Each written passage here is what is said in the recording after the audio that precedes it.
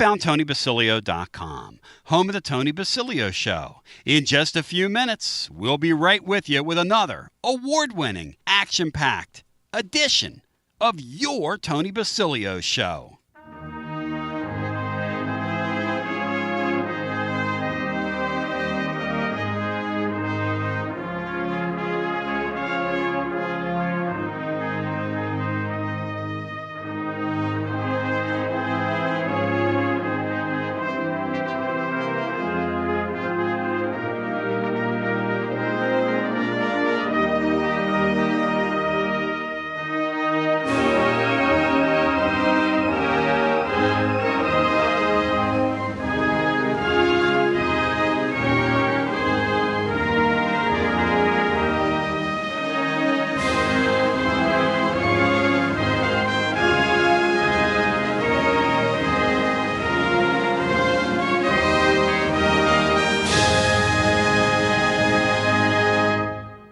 You found Radio Free Tennessee. Your Tony Basilio Show will begin momentarily.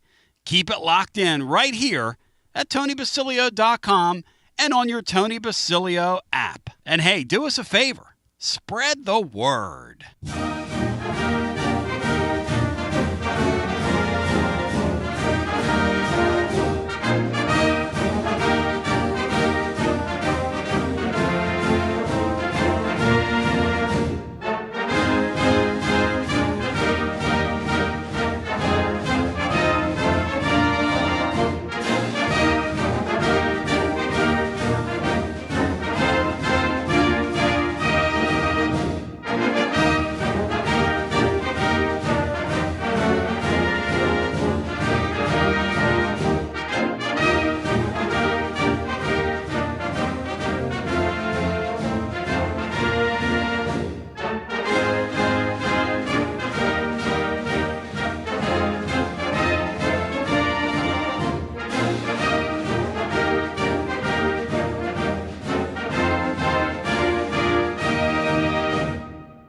Another award-winning, thought-provoking, action-packed edition of the Tony Basilio Show is coming up next. Tips are always appreciated here at TonyBasilio.com, home of the Tony Basilio Show.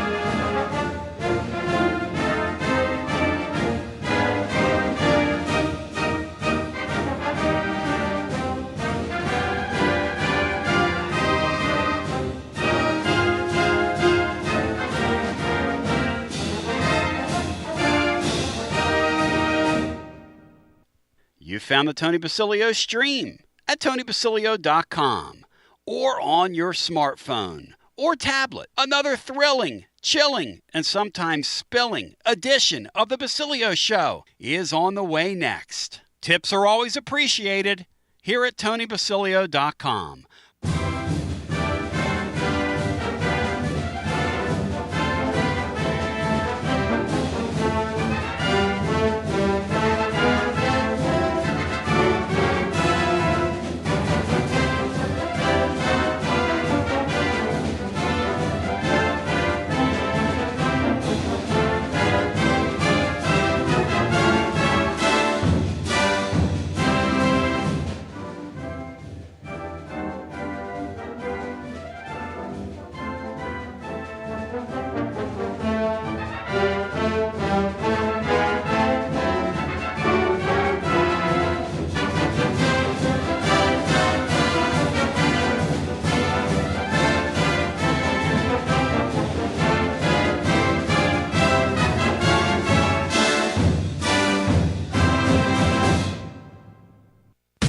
WJBE 1040 AM, 99.7 FM. Translator W259AB. Powell, Knoxville.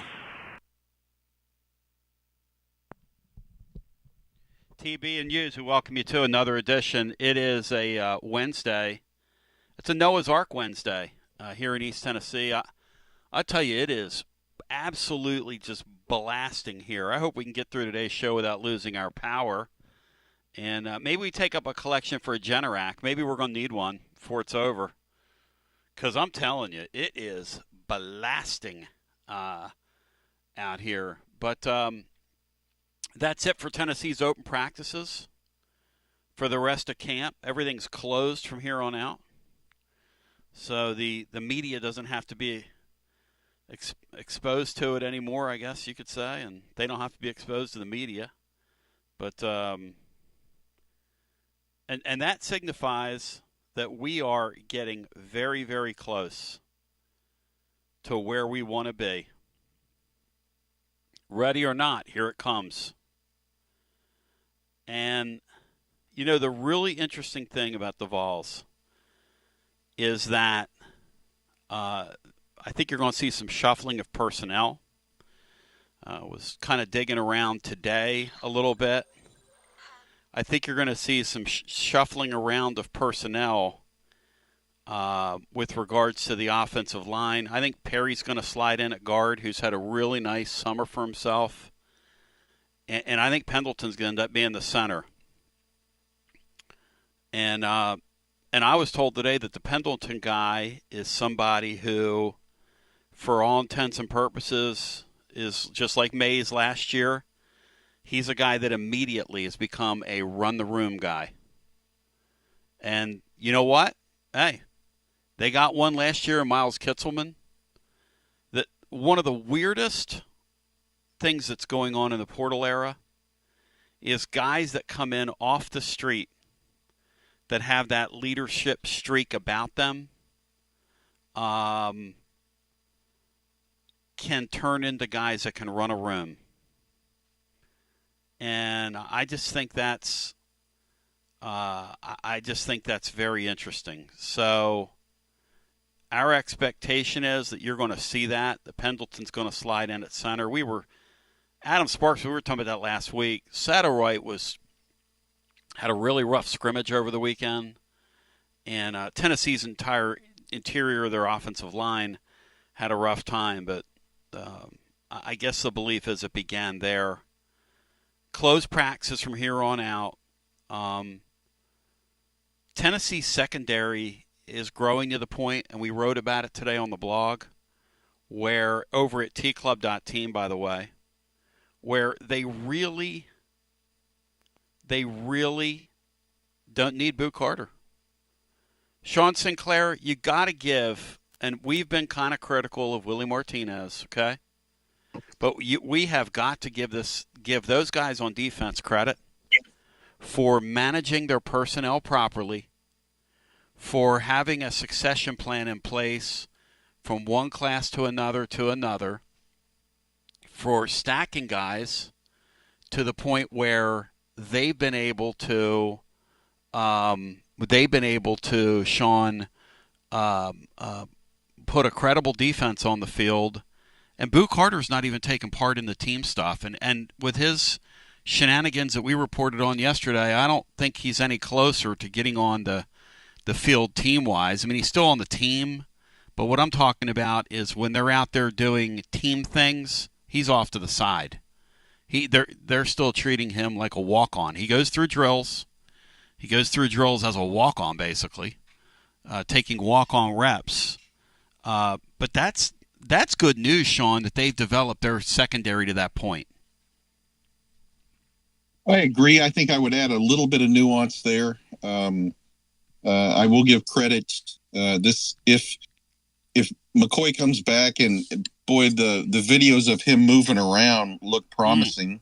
If in fact Ricky Gibson develops, I think there was a quote out, and I don't put a whole lot of thing into quotes because a lot of times it's used for a narrative, and that's not to be discouraging or to discount the quality of the player.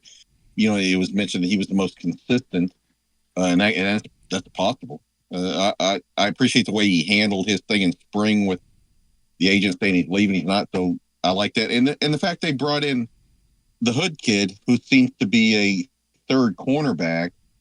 If those are three quality cornerbacks, I'm really pressed to find a time when I can remember Tennessee having three very good quality cornerbacks. We've always had maybe one and then another guy or a safety that would play corner or something like that. So I think I do agree with you there. I think the nuance, and then I'm going to give credit for, they seem to bring in guys in the portal that not necessarily are the 5 stars, we'll call it, from the portal. But McCoy was thought of, but we didn't think no one thought he'd be an All-American.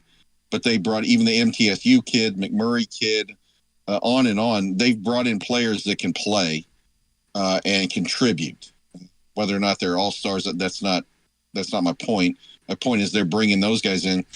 I still have a concern with safety, with Turrentine and the youngsters.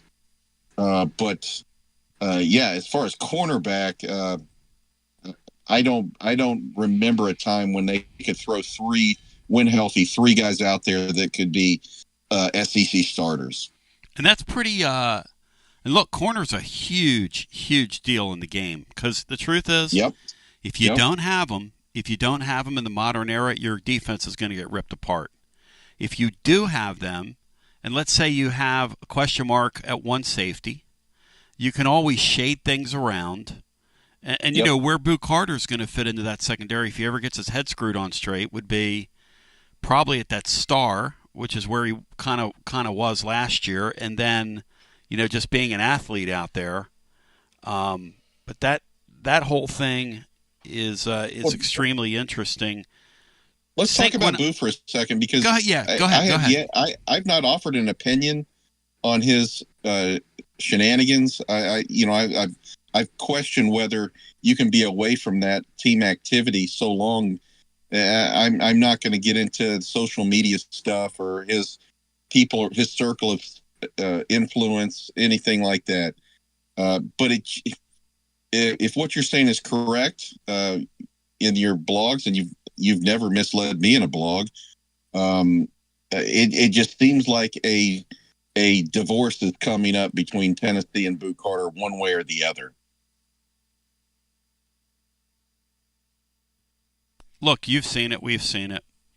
You saw guys. I'm not advocating that. No. In the days, that's the way it looks. Sean, in the days when you were inside the program, you saw guys that were highly, highly talented people that, for whatever reason, it just wasn't going to work out for them here. They would give them chance after chance. And if we sat here, we could name names. But we're not going to do that, because you're young and you're dumb, and maybe at some point you don't want to be here. Maybe that's kind of what the guy's doing. But I think it's worth pointing out that they don't have to beg him. Like my thing has always been, they're going to keep him around because he can play and he's a dynamic player. Look, on special teams, he gets the ball in his hands, he can take it back, win a game for you. A guy like that could win a game for you. But at what cost? And that's where this thing is going to eventually head. And let me ask you about this Pendleton guy, and then I want to take some calls at 865-200-5402. This Pendleton guy, Sean, 2 years in a row now. Tennessee, they found a real leader and a real gold guy in this Kitzelman guy. They think so much of him that 1 year after he arrived on campus as a transfer, they take him to SEC Media Days with them. That's a tremendous compliment for that guy, everything that he brings to the table. I hear this Pendleton guy from day one as he's gotten here, a real great team guy, a real terrific leader. They feel pretty comfortable now sliding him inside at center. I don't know if either he or Satterwhite are great centers, so to speak. But with Pendleton, what you're going to get is you're going to get that leadership dynamic. And it looks like 2 years in a row on the offensive side of the football, Tennessee went to the portal and found themselves two not only good players at their positions, because Kitzelman's a good player at his position, Sean. He's not like a great player at his position, but he's good enough. But when you factor in the leadership piece with that, man, that can make a good player a great player for you. It's interesting how that dynamic works in that sport, isn't it? It is, and I think a couple of things come into play in this transfer portal era is when you have a Kitzelman who has maturity, and he can come in and add that. It is a good. It is good that he's a leader. It is good that he's become somewhat of the megaphone for the team on situations like Go or SEC media days. But remember, at Alabama, he was strictly a blocker, and it's kind of what he brought in here to do. The fact that he can catch the ball and played very well allows him to be that leader. Voices get pretty quiet when you don't get on the field because no one really looks up to you. You're not counted on anything. You're just talking. So that's there. Someone like Sam Pendleton, in the situation where, and I'm sorry if I'm skipping around here. I don't know what's going on with my connection. With Pendleton, a guy like him, he could have had those traits at Notre Dame, but just been overshadowed by upperclassmen. He gets a fresh start and a new room, and he gets to shine. So I am glad about that. My concern is, and again, this is kind of one of those things in spring practice where your defense or offense dominates. Is your defense good or your offense sucks? We don't know. I am concerned that this is the third or fourth guy we brought in to be in Satterwhite, a center, and it's just not happening. The young man they went to Arkansas, and he might have moved on from there, Satterwhite. So, hopefully Nick Moore, who's brought in from Jeff County, can be a guy that they develop in there because it is an integral part of this offense. Yep, it really is. Look, I give those guys credit for the portal hits. I give the defense credit for the portal hits. You've got to, when you're in Tennessee's spot and you're in this league, you got to hit on your fair share of those guys in the portal, even if you just want to remain competitive, let alone talk about contending for league championships. I'm talking about remaining competitive with the rest of the middle eight in the league and giving yourself a fair share to be successful. You've got to hit. You've just got to hit out of the portal. So we can talk about that if you want to at 865-200-5402. Another thing that I want to mention here is this is the story. First of all, if you go to the blog over at tclub.team, you're going to see something that's getting a lot of hype right now, what's going on at Kentucky with their rights holder. And apparently Kentucky's throwing some huge figures around. I was talking to people in the industry that don't believe those numbers are guaranteed, that they sound a lot better than they are, because the thought is, well, is Kentucky going to get an advantage now because their rights holder who is going to sort of like their Learfield, but it's another company, sort of like their what would be their Vol network, the equivalent of working directly with the athletes, directly bringing them business deals, that sort of thing that will augment what these kids are paid. Stuff that has to go through the clearinghouse right now, but for how long, who knows? But allegedly, these people at the rights holder for Kentucky are guaranteeing a ton of money, and some people are saying this could be a game changer. I'm saying pump your brakes on that, but at the same time, one of the things I write about in the blog today over at tclub.team, and I'd encourage you to check it out, because we also talk about the Boo Carter stuff as well as the Mateer thing, the Mateer piece with the sports gambling and the fact that when that screenshot got out of his Venmo, he went and closed his Venmo account. I mean, look, I'm not a mathematizer on Mateer, but that, and then he denies it, everybody denies it. I mean, that's obviously something's going on there, or something went on.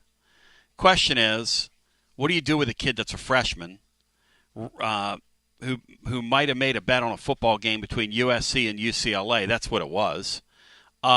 in his freshman season several years ago. Now, before we go to the Kentucky thing, just on the Mateer thing, I would hope the NCAA would do nothing to him and not blow it out of proportion. The kid's a freshman. Has he been gambling in the last 6 months? Does he have a gambling problem? Is it going to be an issue where he could fix a game at Oklahoma because he's jammed up in gambling? If that's the case, then you get him off the field and suspend him and get him out of the game. Cinco, if a guy is a true freshman several years ago, has a little bit of gambling activity that got out on his what was the account, Laura? What was the it was one of the it wasn't PayPal, it was the other one. Whatever one of those accounts. It was his Venmo account. Venmo. And so somebody screenshotted it, put it out there, and the guy that screenshotted it purported to be a reporter, but the guy actually used a image that he pulled from somebody else. Apparently it was some rower from like Towson University, the guy who broke it, or some innocuous, way off the beaten path. In other words, the story could be fake, it might not be fake, but the kid did close his account after that happened. So that's a real piece of that. Cinco, how do you think they ought to handle that? And what's your concern level about these young guys whose brains aren't fully formed and the whole concept of them gambling on sports? Should we be concerned about it? I think it's a sticky situation because as pervasive as gambling is now on your phone, online, I guess I would be knocked over shocked if you told me that there are no athletes betting on sports. That just statistically, that doesn't make sense. Men, women, what they're betting on themselves. Who knows? I don't know. So it's very sticky. How do you say a kid that did something as a freshman should, and who's changed, should not be punished, and someone that did it tomorrow should be? I don't know how you make that distinction. I'm not my question would be, why him? Why now? If that's been out there for a while, why is it when he's a big transfer to Oklahoma and Oklahoma is trying to, get out of the middle of the SEC with this kid and a new offensive coordinator? I'd like to think that sports is pure and that kids are not, or even players are not influenced by gambling, because they can find themselves in holes and they can find themselves in other situations where they have to give up some information or change their style to get out of a debt. But that doesn't seem realistic. So I don't know. I hope it's much ado about nothing. I know people differ on Pete Rose, but everybody knows you can't bet on sports when you're an athlete. There's no confusion about that. But I don't want to cast any judgment on young Mr. McTeer or anyone else out there. I would just hope they don't do it. Hey, Brian, what do you think about the Mateer thing? If they determine that those are that kid's betting slips, but several years ago, right? And they can't determine that he's had any other activity. And here's the other thing about all this, like talking with VIP Play Will, and also I was telling you that I was talking to somebody around the state, was sitting with somebody at a sporting event recently at whose purview is all the sports books in the state, and she said, look, we can track that stuff now. Like the fact that it's above board now, the leagues all love it. These sports all love it, because as soon as an irregularity occurs, we find it. Unlike back in the sports book, back in the bookie days, an irregularity could go on, and you could move a line, and now they can track where it is, where the bet came from, who made the bet, and then kind of fan out and go, okay, what are the connections to? That's how the Porter kid got caught in the NBA. But, Brian, what would you do to the Oklahoma quarterback if they determine that in fact was him? Because the rules are you cannot bet. You can't bet on anything in the NCAA that's offered. You can't bet on anything professionally when you're an NCAA athlete that's offered by the NCAA, which pretty much knocks just about everything out. Well, that was 3 years ago, so Yep. if there is nothing found between now and then, I don't think you can do anything.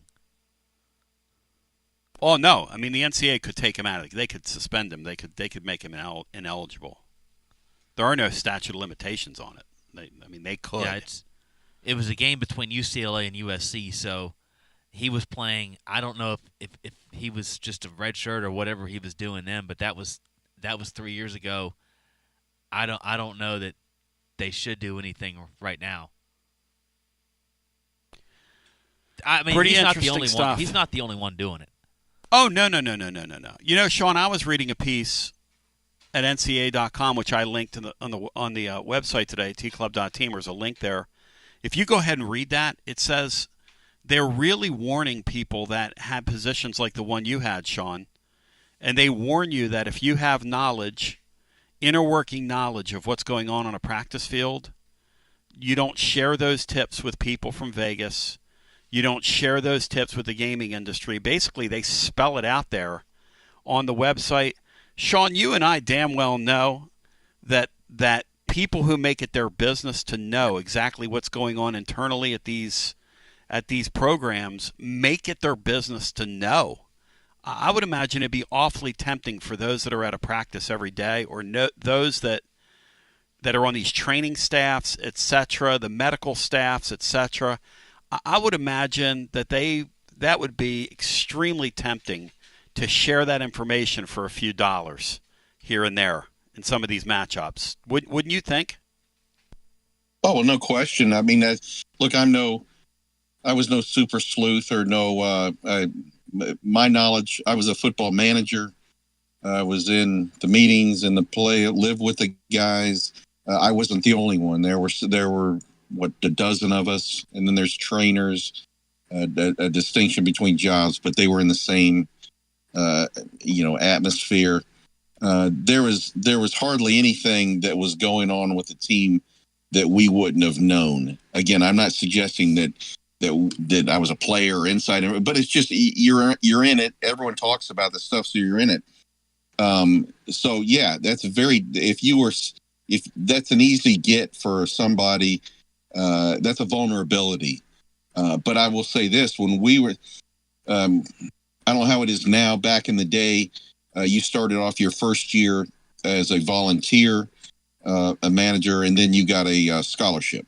We didn't get paid. You got a scholarship, and it was a work aid type thing. It was beneficial to me. I didn't come from a whole ton of money, so it was very beneficial to my family. At the beginning of every season, Tim Karen, for us, sat us all down, and there was no internet, or there was, I mean, the only gambling I knew of was some guys in a fraternity running parlay sheets or something like that. That's the extent that I remember. But the big thing was newspaper writers, TV guys, reporters, and he sat us all down and told us in no uncertain terms if there was even a hint that we were discussing things with media type players, you're fired. There's no investigation, etc. For me, that would have been the cost of going to school, which I needed that money. So it was extremely on your mind that you do not provide anything like that. I imagine those same kind of conversations are told now. 865-200-5402. Let's get our first call in at 865-200-5402. And hello and welcome in. And Brian, check your text here. And we'll go to our phones. In fact, let's get Will in. Will's in the mix and in the hunt with us. Will, welcome in. Hey, y'all. How you doing today? Hey, William, welcome in, buddy. How you doing? I'm doing good, Tony. Thank you for asking. So, I now have the college football game that came out. And I've been having some fun with it. And currently I am leading 63-0. over South Alabama. Are you the Volunteers? Well, that's an obvious question. Heck yeah. What kind of game is Joey Aguilar having against South Alabama? This is riveting. This is riveting stuff here now. He's having a really good game, actually. Nice. Let me look at his... Yeah, Brian wants his numbers. Brian wants his updated numbers. Hang on a second. Let me stay right there, Will. Keep Will up there. Hey, Titans Bill, are you interested in Joey Aguilar's numbers in a video game against South Alabama that Will's playing? He's currently winning 63-0. Bill, do you find yourself interested in this? Yes or no? No. All right, stay right there, Bill. What are the numbers, Will? Lay them on me. So, let's see here. I'm still trying to look at things here. Cinco, guess how many in a 63-0 game? Guess how many touchdowns Joey Football's thrown for, Cinco? Give me a little something here, Cinco. Did I hear it right? This is a video game? It's a video game that William's calling us about against South Alabama. Simulation or just someone playing a video game? Simulation, Will, or which one is it? I've been playing it, but I've also been simulating it. Yeah, so it's a little bit of both, Cinco. Well, how many touchdowns do you think Joey Football has, Cinco? Oh, 6 or 7. Okay, so let's see here. All right. Oh, here we go. He has completed 12 passes. 12 passes. He has attempted 21. That's about right. Yards gained from this is 382. God! Richard in Nashville, or in the Murfreesboro, he's hitting the big pass. The man is hitting the big pass. 12 completions for 300-plus yards, Brian Hartman. Let's bring it on home. Let's bring it on home, Bri. Let's get real. Oh, touchdowns. Here we go. 5. And So he's got 12 completions, Cinco, and 5 touchdowns. 12 for 21, Cinco. That sounds about right from what we're going to give my quarterback play, Sean. Something like that. A 12 for 21 line, something of that ilk. That's kind of what I'm expecting, Sean. I can see a 12 for 21. The 300 yards surprises me a little bit given the receiver situation, but I'll take it. Yep. I'm actually really good at college football 26. Are you? Yeah, I think I beat Alabama, let's see. I'll have to look.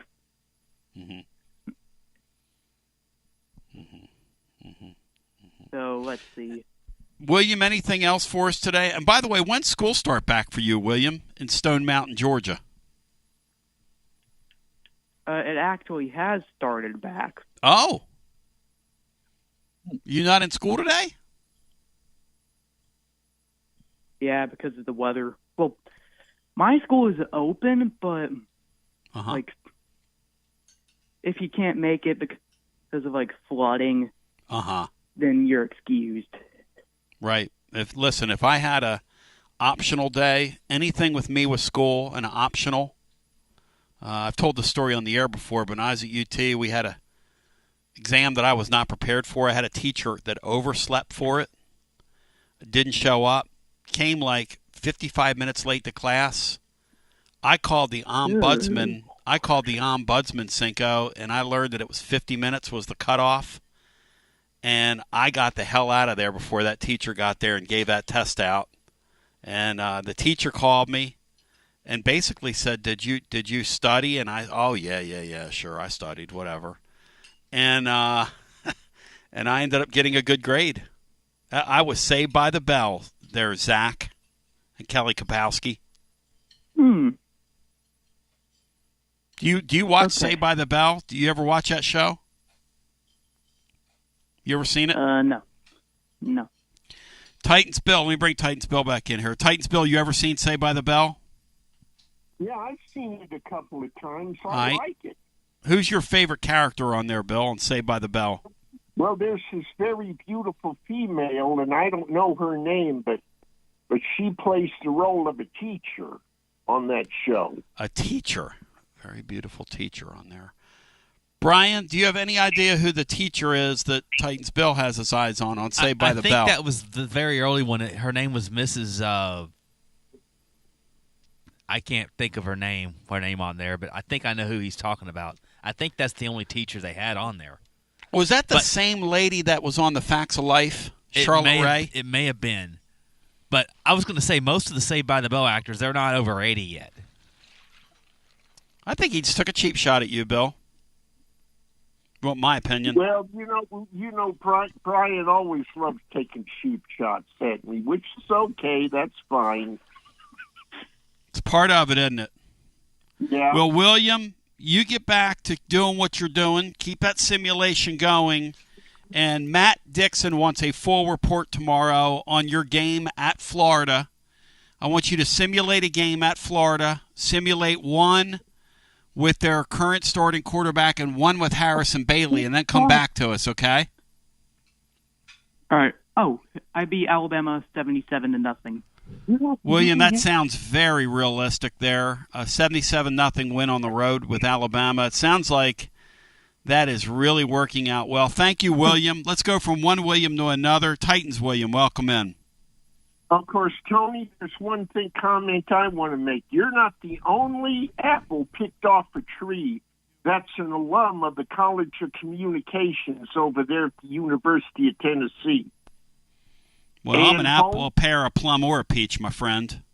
Yeah, and Holt. And Holt. He's a UTK alum. And also my nephew, Jesse. How about Mike Keith? Mike Keith is another one. Dan Helly from ESPN, who does MMA in the MMA space. My boy R.J. Choppy, who's holding down the morning drive time. The great Brian Hartman came out of that program. Brian Hartman. So. Yep, a lot of Heather Haley, who just retired. Haley, who just retired. Didn't know that. Heather Haley reminds me of Mary Lou Henner a little bit. Bill, have you ever thought about that? Yeah. Yes, she does. Mm-hmm. She certainly does. And on this gambling issue, Tony, you're just shaking hands with the devil. That's all you're doing. I said I've never been involved into something like that.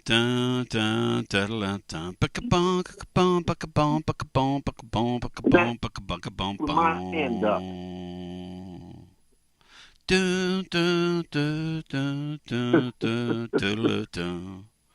Great Grateful Dead tune. So, and on this other, I'll tell you what, the Titans looked like crap last Saturday. And let's see, they're going to be playing their game at home. It would not surprise me over there at Nissan Stadium. They'll find the glass half full. It's probably already the Wolves is howling over there in Music City. Cinco, Cam Ward, you buying, selling, or trading him as an NFL quarterback, Sink? Not sure. I haven't seen enough. He looked pretty good at Miami last year, but I like the early thought about him keeping his mouth quiet, just head down, doing the job, but I really don't know. Titans, I like him, Bill. Titans have not had a lot of luck drafting quarterbacks, so not sure. Oh, Tony, on another note, I've called George Plaster a couple of times. How'd that go? It went fine. I like him. Billy Derrick's a big fan of yours. You can ask those guys, how is it that Vanderbilt football has never been ranked in a preseason top 25 to begin the year in the Associated Press poll? That just does not seem possible in the least. That doesn't seem possible in the least. Doesn't make any sense. Sean, could you imagine that? They're the only Power 4 team that's never been in a preseason AP Top 25 poll. Not one year where they were 24, 25, 23. None of the James Franklin years where they were in that spate where they were winning 8, 9 games a year, they wouldn't have come in at. I just can't believe that. It's such an anomaly. And, Brian, think about some of the teams in the Power 4 that have been in preseason top 25 teams. That means like the Dukes of the world, Brian, have done it. The Wake Forest of the world have done Rutgers. it. The Rutgers of the world have done it. Some bad Indianas. Northwestern, Brian. North freaking Western's California, done it. Stanford. Yeah. Oregon State. I mean, the C says K and the word is suck. What are we doing?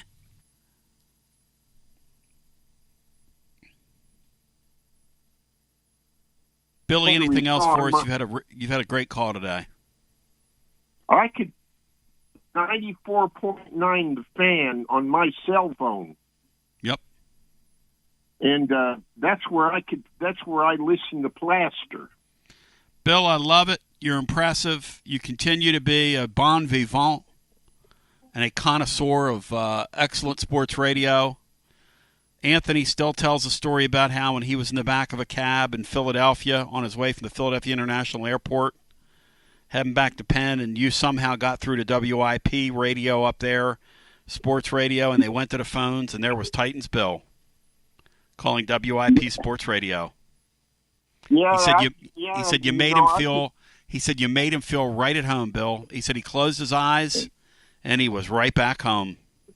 You know, speaking of that, Tony, I wonder if D-Land 97.5, but I haven't heard that station in I don't know how long. You and everybody else, because Mike Missinelli just got fired. They're owned by Beasley Media. Their people are getting fired. That thing is like a ship at sea taking on water. Tough days in the radio industry, Billy. Tough days, indeed. Yeah. I'm glad I'm not in the radio industry. Getting a lot of rain where you're at. Boy, we're getting it here. Billy, you're the man. Have a great day. Got Cinco skipping around. I don't need you skipping around. You're out of here. Cinco can skip around. You can't, because different rules for different drivers on different Sundays. NASCAR. Let's do this. Brief timeout. The great Watson Brown's going to join at noon / hour number 2. We will continue on this Noah's Ark edition. Those of you that are in the area know what I'm talking about. Those of you who aren't, let me tell you something. We're getting one of those gully washer days today. I mean, it is pouring outside as we continue with more on a pouring Wednesday after this. Are you searching for a great local coffee? I'm Billy with Grade A Grounds. You can buy our freshly roasted coffee online and support a good cause with every sip. Great coffee, greater causes. Visit our website today, gradeagrounds.com. Only 2 more homestands to see your Knoxville Smokies in action. Join us next week for All-You-Can-Eat Wednesday, Titans Night on Thursday, with a chance to win tickets to an upcoming Titans game and autographed jersey. UT Night on Saturday with a free Dylan Sampson bobblehead giveaway, and fireworks both Friday and Saturday night. Don't miss your final chances to see your Smokies play in the brand new Covenant Health Park. Get your tickets now at SmokiesBaseball.com. Knoxville Smokies. The end of summer means big savings and no more excuses to not call Pipe Wrench Plumbing, Heating, and Cooling. Don't let plumbing or HVAC problems follow you into fall, and take care of them now while the kids head back to school. Whether it's a leaky pipe, outdated water heater, or AC unit struggling to keep up, the expert team at Pipe Wrench is here to help you transition smoothly into fall with a home that's running efficiently and worry-free. This month only, enjoy 10% off any plumbing or HVAC service, including repairs, replacements, or maintenance. And Peace of Mind Maintenance Plan members will get an additional 10% off for 20% in total savings.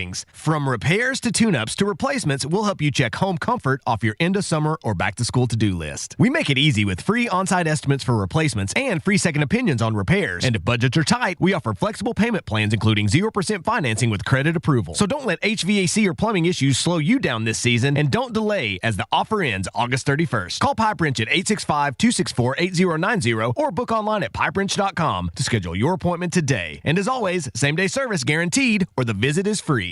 Life never stops moving, and between the 30-minute commutes, daycare pickups, weekly soccer practice, Tuesday night yoga, X number of coffee runs, and that weekend trip to Grandma's, you're racking up the miles. What you need is a tire that can keep up, a tire designed for doers, a tire that's going to last, like the exceptionally long-lasting Michelin Defender tire. With an 80,000-mile warranty and the safety and comfort you expect, you can forget all about the miles ahead and focus on getting to your destination or conquering your to-do list. Fleet Tire, I-275 exit 1B at East Woodland Avenue in Knoxville. That's Fleet Tire, I-275 exit 1B at East Woodland Avenue in Knoxville. Fleet Tire.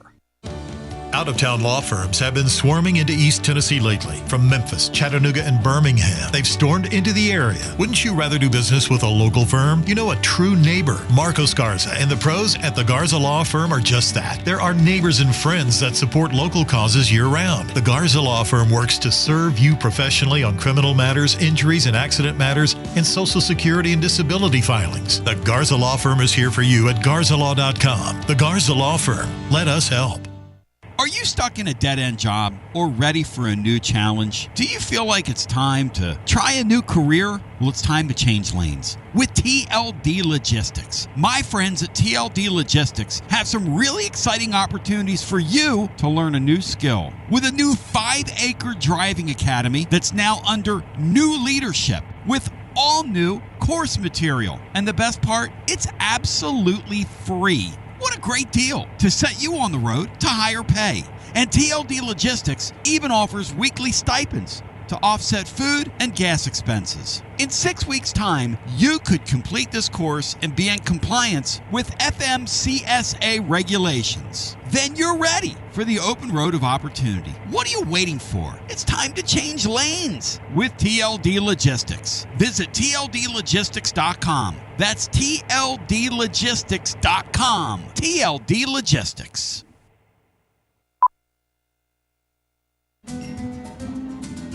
A lime is not always just a lime. You see, some limes are lucky. For when a lime joins the salted rim of a crisp, refreshing Tres Dos Equis, that lime is no longer a mere lime, but a wedge of renowned Mexican limón. Muchas gracias, limón. And also, de nada. Enjoy Dos Equis responsibly. Copyright 2024 Dos Equis, imported by Cervezas Mexicanas, White Plains, New York. Hey there, Basilio family. Jennifer Morse here with Keller Williams Realty. The countdown to fall football is on. Is your fall plan missing the perfect home to watch the Vols make another playoff run? If a new view is on your game day checklist, I'm ready to help you find it. Don't wait until kickoff. Give me a call today at 865-694-5904 or visit my website at nextmovesmokymountains.com. That's nextmovesmokymountains.com, and go Vols. Josh Collins at Collins Insurance Agency. At Collins Insurance, we strive to ensure our customers receive better coverage along with bigger savings. Our community is important to us. We want to provide exceptional service to our customers. Anybody can provide great rates, great coverage, but can you also get great service? And hey, don't just take my word for it. What's up, everybody? Zakai Ziegler here. My family turns to Collins Insurance Agency for the best service, coverage, and price. So don't just go online and get some random insurance. Experience the Collins Insurance difference. Like he said, experience the Collins Insurance difference. CollinsInsuranceTN.com. CollinsInsuranceTN.com. And hey, their Mama ZZ approved. CollinsInsuranceTN.com. Thank you to Josh Collins and ZZ. One more thing, Tony. Go Vols! Preparing food for a big gathering can really take it out of you. That's why you need to call Calhoun's and check out their selection of party platters. Whether you're hosting a party for the big game, a reunion, or just an everyday gathering, a Calhoun's party platter is next level. Choose from Calhoun's always excellent chicken tenders, fly with Calhoun's wings, or boneless wings with a variety of dipping sauces, award-winning next-level melt-in-your-mouth barbecue ribs, or delicious spinach artichoke dip, or get one of each. Plus, if you're doing burgers or sandwiches, Calhoun's has lots of side dishes like spinach Maria, baked cinnamon apples, Smoky Mountain baked beans, or creamy coleslaw. Available in pints, quarts, and gallons. And to finish things off, pick up one of Calhoun's great desserts to go, including homemade cheesecake or key lime pie. Calhoun's, simply your go-to party headquarters. With 9 locations all over East Tennessee, you can order online and just pick it up. Calhoun's, one of the Copper Cellar family of restaurants, along with Chesapeake's, Copper Cellar, Corner 16, Cherokee Grill, and Smoky Mountain Brewery. Eat local, eat good. T to the B back with you, 865-200-5402 as we welcome you back. Really excited about the upcoming football season. Hoping that I can get my back in order between now and then. But this has been a lot of fun. 865-200-5402. The lady's name, according to the Vol Storm and the Orange Blood over on the YouTube chat, is Haley Mills, is who Titans Bill had a crush on. Melvin said, this much energy on the phone lines from the first 2 callers might just blow up the internet. And Jeff Harrison said that Bill's talking about Miss Bliss. Brian, do you remember Miss Bliss from Saved by the Bell? Yeah, I do. On what radio show in this town could you get the inside camp information that we're talking about and just the nuts and bolts of what's going on, and then we break it down scientifically, go to the phones, and the phone callers drag us into Miss Bliss. Let's get Noah in here. I mean, you can't beat this show because this show is straight up, as they say in the trade, totted. Noah, welcome in. Hey, Tony. How are you doing? Hey, Noah. Good to hear your voice.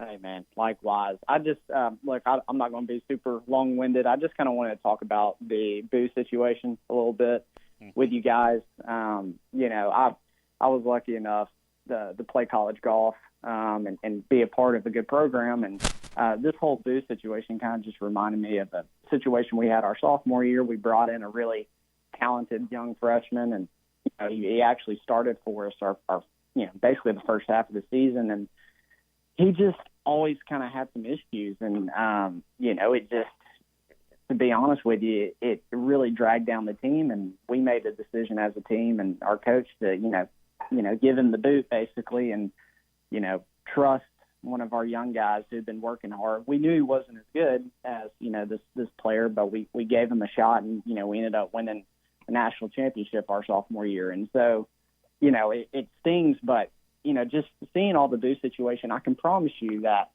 just from experience, I know he's alienated from the team, especially when you're not showing up to very important meetings and off-season workouts. That is such a bad look. And, I feel for him. I don't, I doubt he probably has the best people to look up to, but when you put yourself in a situation like that, I can promise you there's a lot of guys on that team that look at him and are like, please get out of here. The last thing they want to see is him on the field. And, I think that this whole situation has just probably caused a really big uproar within the team, more than you see.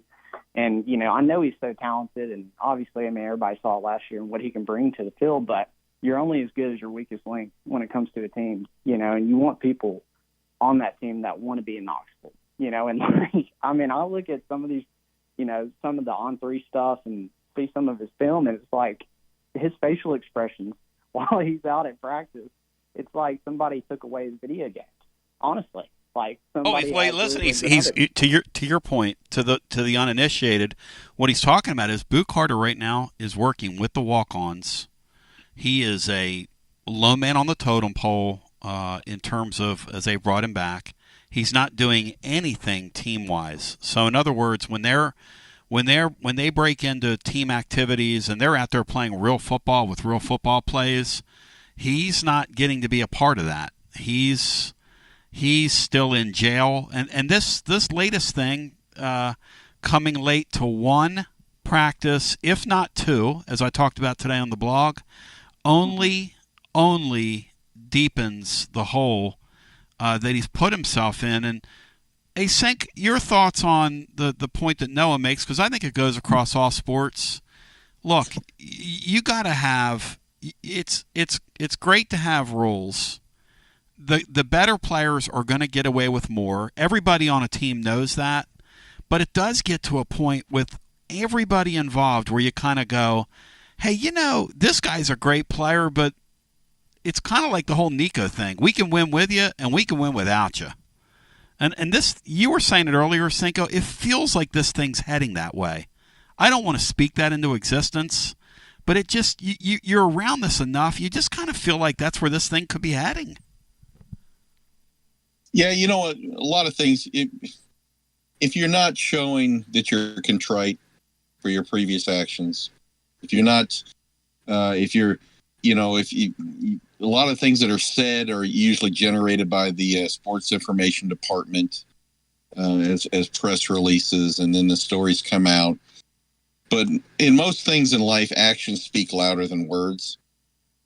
And if you've had this history and it's gone public, and then there's been a welcoming back, and your actions still speak to the fact that if what was said was accurate, that he's late again. Come on. I mean, it's just he's a nice player. He's not a great player. He's not a shadow of Dale Carter or someone like that. Let's get real. No, he's a nice player. Nice player. That's right. But after, everyone's talking about him like this guy's a freaking difference, mate. No, he's a nice player. He's not that Hunter kid. Like people want to pretend like he was going to go to Colorado because Deion was going to plug him in for Hunter. Let me tell you something. He's a shadow of that Hunter guy. Now come on. Now let's get real here. That Hunter guy is like a generational type player. Come on now. We got to keep it real here.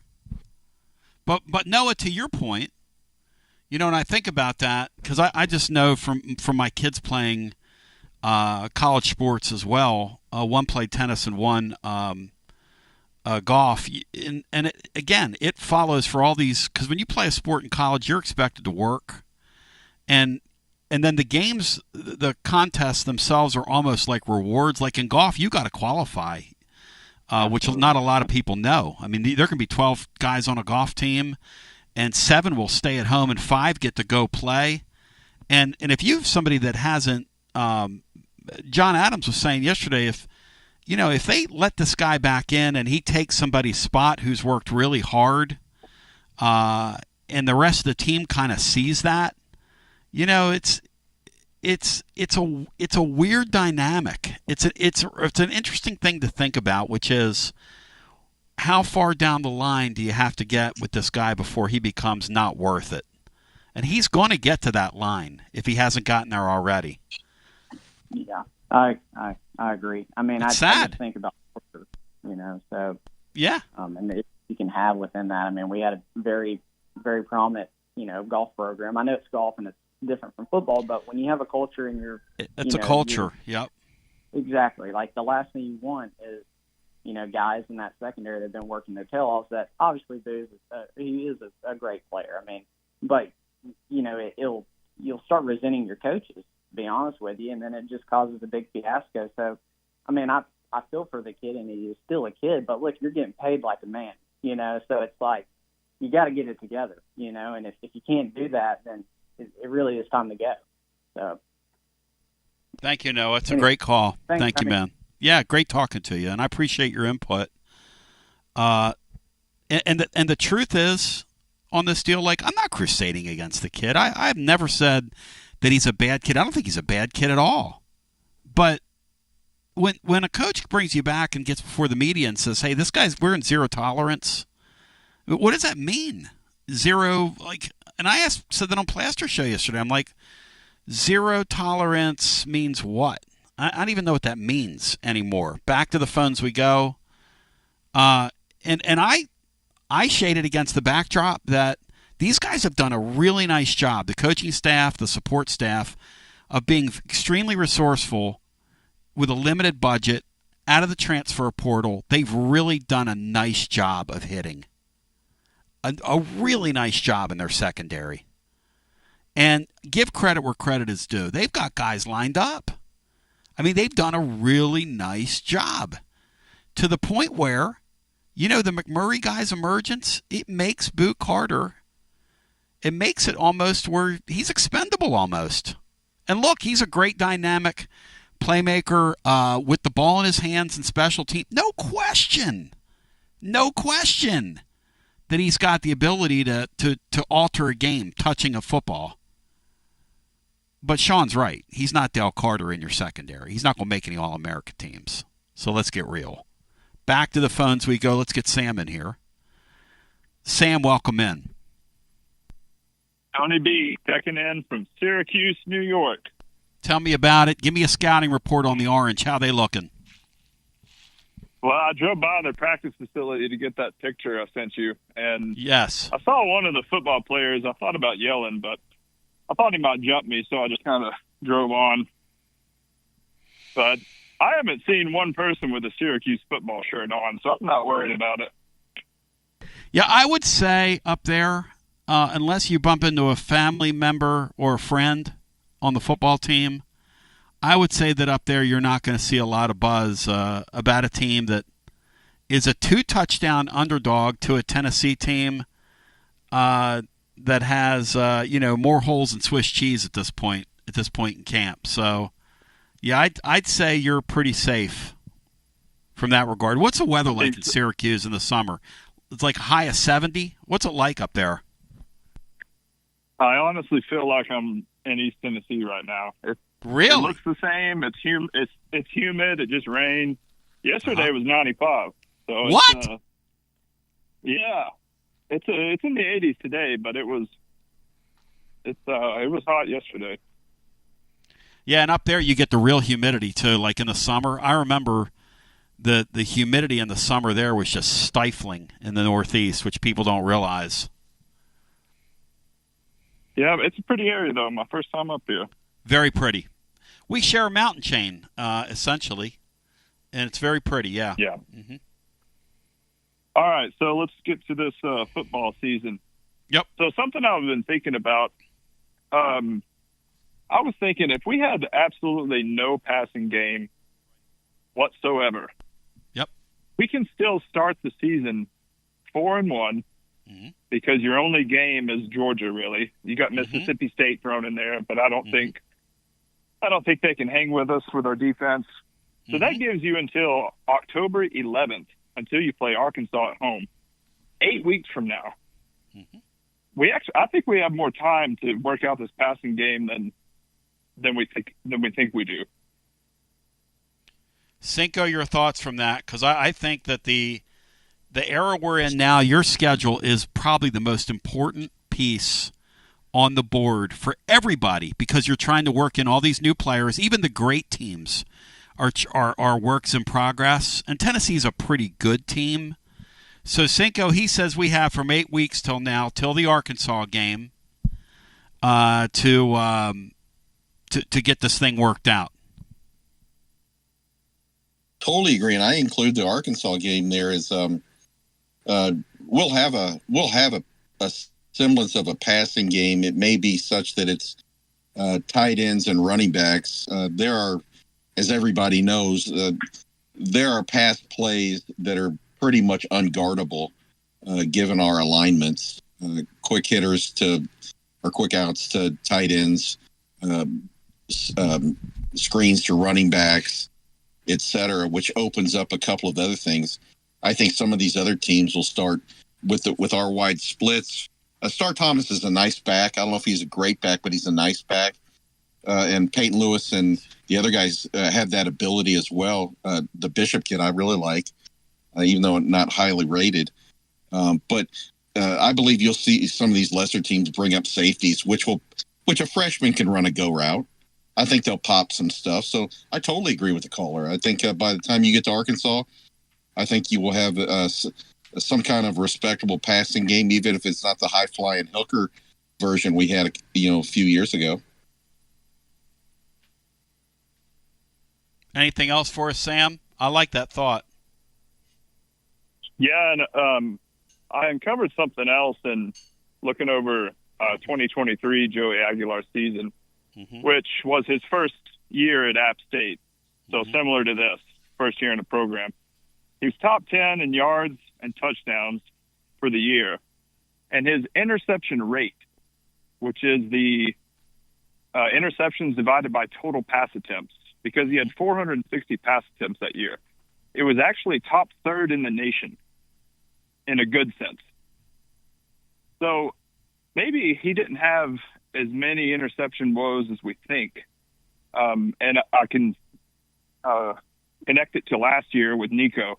If Joey Aguilar at the same interception rate in 2023 had thrown the same amount of pass attempts as Nico last year, he would have thrown 7 picks compared to Nico's 5, which is not a big difference. Not at all. And Sam, when you think back to Nico last year, what letter grade you give him as a quarterback overall? What would you say he played at? C-. Just the total package. Yeah, I think that's about right. C-, D+. How about you, Sean? When you think back to Nico last year, what letter grade you give him?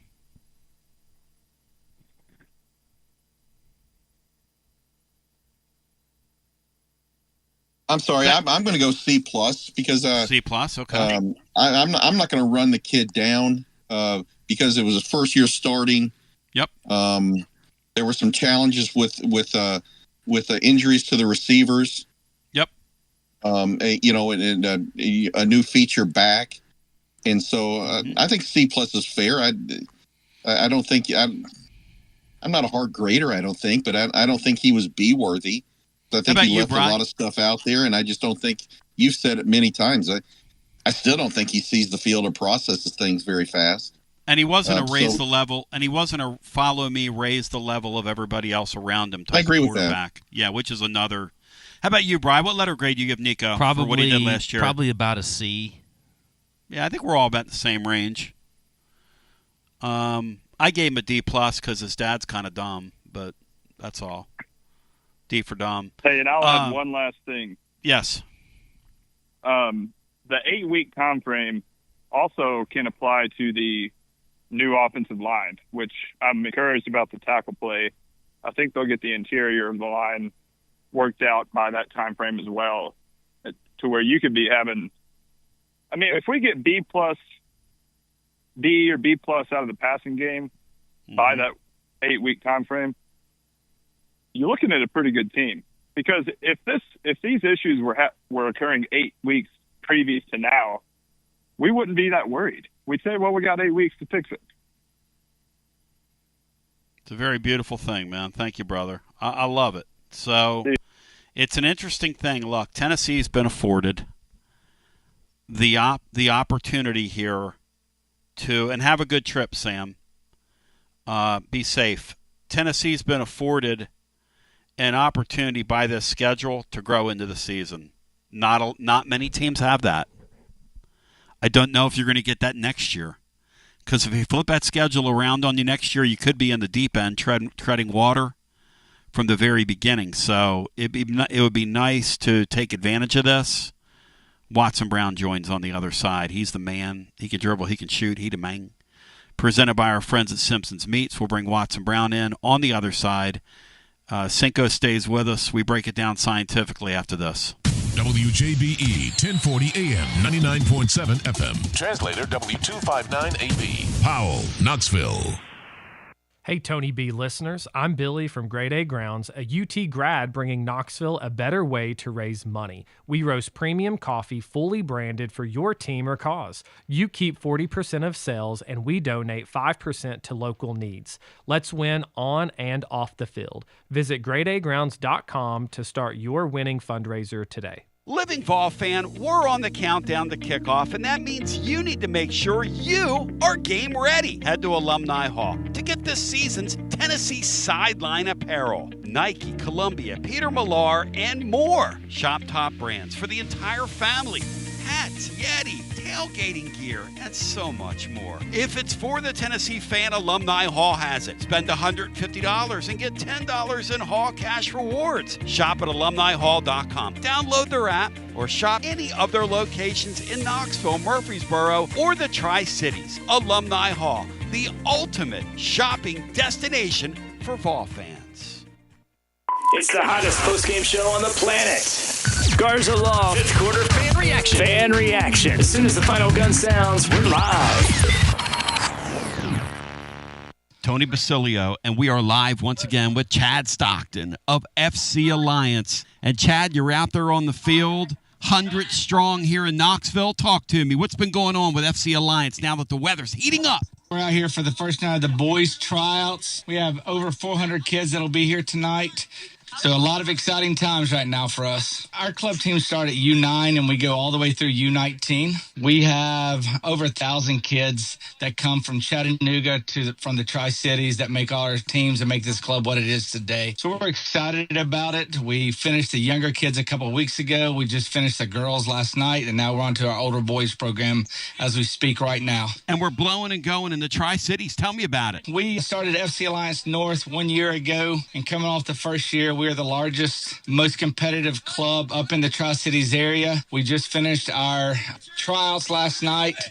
Looks like right now we will be well over 400 kids for the upcoming season. So great things happening up there. We've put our boys into some really good regional leagues. So we're excited about what the future holds for them and also our girls programs. If you want more information, check them out at fcallianceknox.org. That's fcallianceknox.org. Chad Stockton, keep growing the beautiful game here in East Tennessee. Absolutely. Thanks, Tony. Hi, I'm Jim Simpson, owner of Simpson Meats. When's the last time you grilled a really good burger or steak? One your friends still talk about. Our goal at Simpson Meats is to make that happen every time you have a cookout. All of our cuts of meats, steaks, burgers, briskets, and pork are always fresh, flavorful, and sustainably sourced. We are family owned, so we know the importance of knowing how and where your food is raised. We have been putting quality first since 1888. Visit our butcher shop off Lovell Road or online at simpsonmeats.com. Tony Basilio along with the great Mark Griffin. And we're here to talk about our friends at Performance Medicine. And Griff, their slogan, stay educated, stay healthy. That's you. Wow. I really like to think that, Tony, and I'd like to give Dr. Rogers a lot of credit because I definitely want to stay educated and healthy, and knowing that he's putting the time and effort in to make sure of my care. I want to encourage your listeners to put the time to learn and become educated and get to know Dr. Rogers and see if it can help with your health as well. And there's a really, really easy way to do that. In fact, they've got their own YouTube channel. You can see Dr. Rogers for himself with his staff. It's called The Performance Medicine Show over at the Performance Medicine channel over on YouTube. Also, more information at performancemedicine.net. To our friends in North Knoxville, a brand new location over in Fountain City, now accepting patients. So many ways to reach Dr. Rogers. And like they say, stay educated, stay healthy. Performance Medicine, online, performancemedicine.net.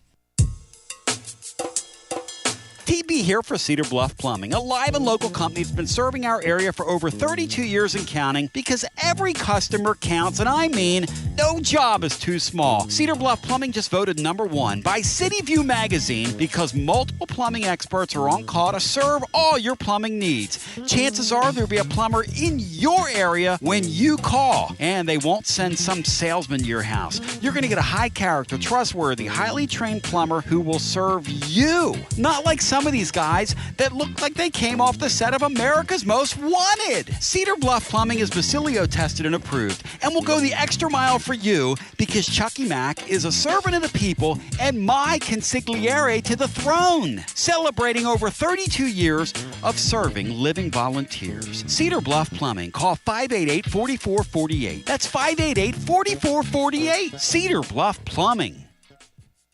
Attention Vol fans, are you tired of complicated, clunky fleet technology that makes your job harder? Say goodbye to frustration and hello to Connexial, your hometown partner in logistics. It's time to rev up your operations with next level fleet management from Connexial. Connexial is here to keep your business on track with technology that works as hard as you do. Our game-changing ELD gives you more than just hours of service. With AI-powered dash cameras and real-time asset tracking, you'll have eyes on the road, cargo, and your fleet from anywhere, anytime. And the best part, our friendly US-based customer support team is just one phone call away. No more long wait times or frustrating tech talk. Just real people with real solutions. With Connexial, you get a professional team you can trust and easy-to-use products that keep you on the road. What do you say, Tony? I'm ready.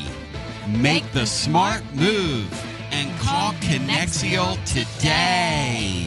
865-888-6920. Learn more at ConnectSeal.com. That's KONEXIAL.com. Drive life with ConnectSeal and go Vols. Basilio here, and my friends at Carnes Motor Company started with a dream over a quarter century ago. I met Rob and Brian back when I still had hair, and they were working at a huge dealership in West Knoxville. But they told me back then they wanted to sell cars on their terms, and I wanted to do radio on my terms.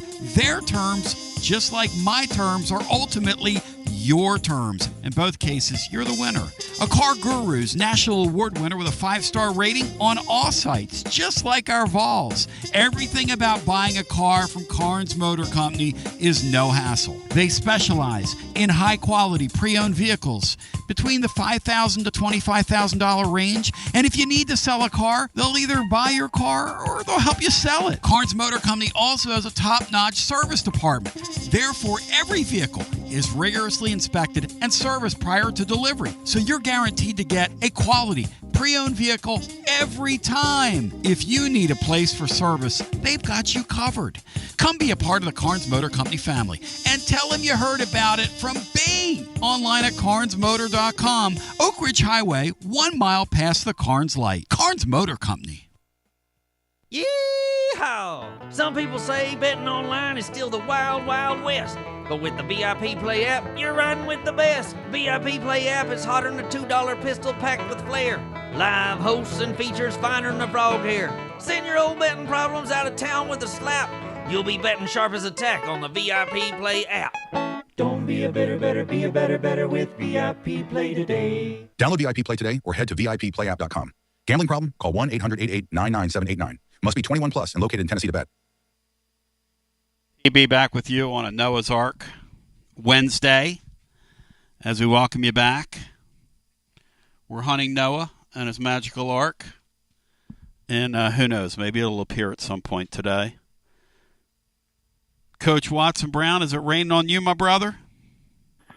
Well, not right this minute, but yes, we've had rain this morning, so it's cooled everything down, though. A little smell of fall this morning, Tony. Oh, yeah. It's getting in the air, isn't it, my brother? That night, it's getting a little cooler at night. Yeah, it's kind of feel it. Yeah. And just the smell of fall. I love it, man. I absolutely love it. The great Watson Brown joining, presented by our friends at Simpson's Meats.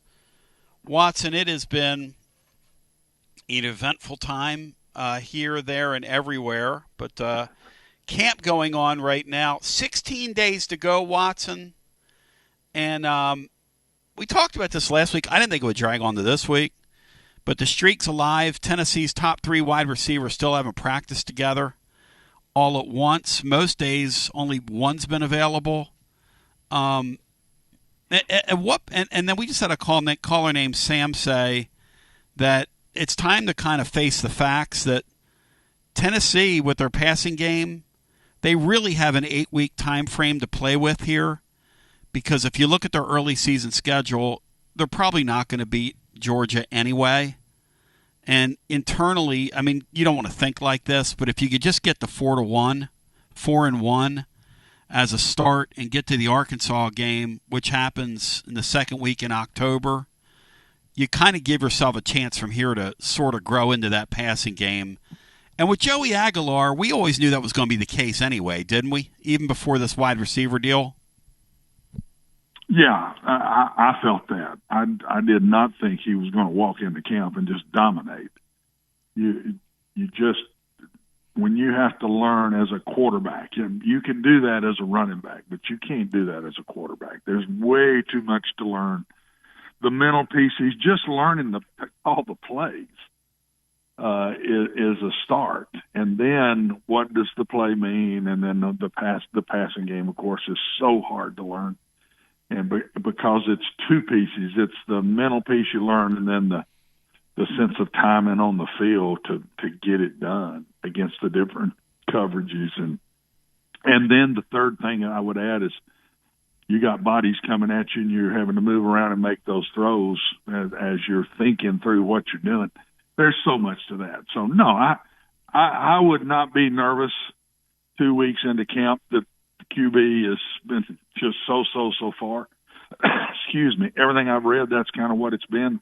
But that's exactly what I would have expected, to be very honest. Did you have guys in Camp Watson that you would cheer for? Like, hey, I hope this guy wins the job. Maybe he will, maybe he won't. Do coaches do that? Do they cheer for guys to win jobs?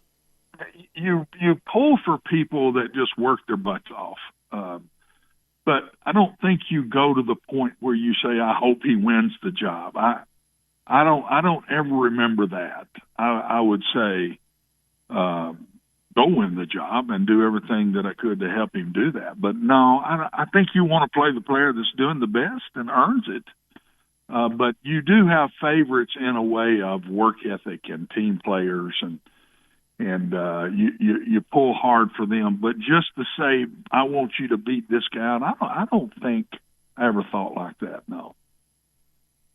You know, we were talking about, you know, just the quarterback play and how it's just been spotty. And again, I continue to hear that McIntyre has been kind of the star of camp. And yesterday, Kelly Holcomb's kind of clapped at me on Plaster Show and said, "Hey, look, man, I'm getting tired of hearing people say this guy's too skinny and small to play." And you know, and I say, "Hey, Kelly, in a vacuum, that sounds really good."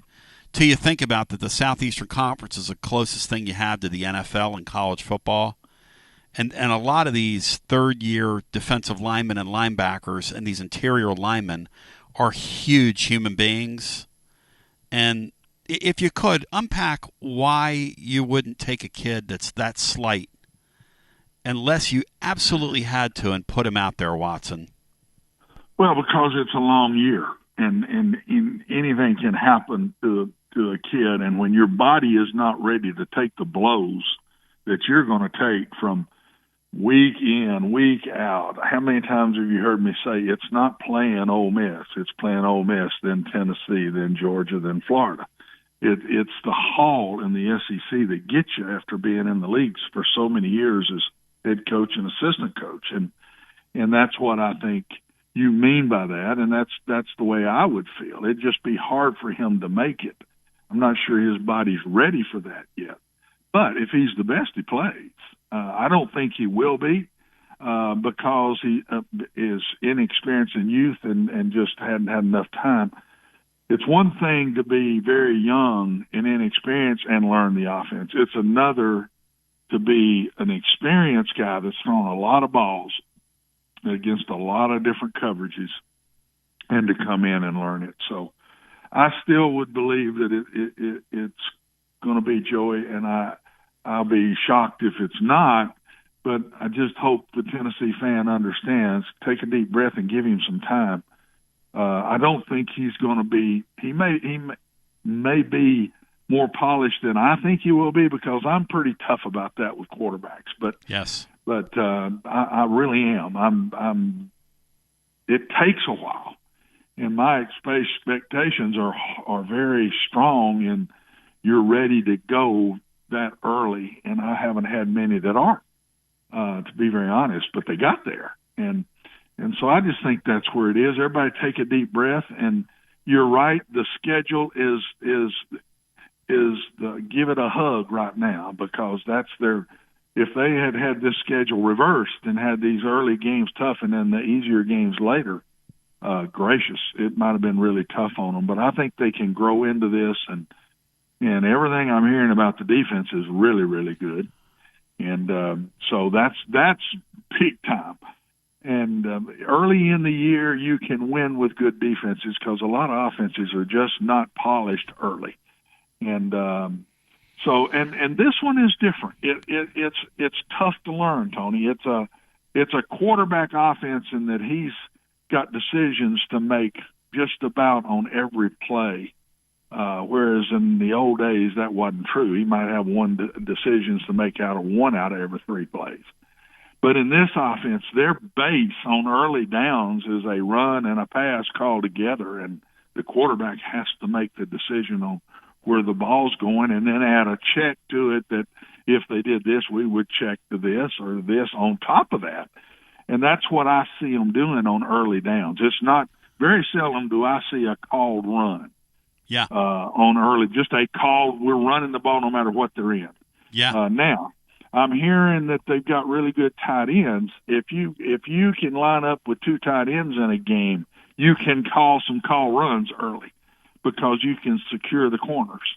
And so we could see more of that early in the season because 2 tight ends balances you up on defense.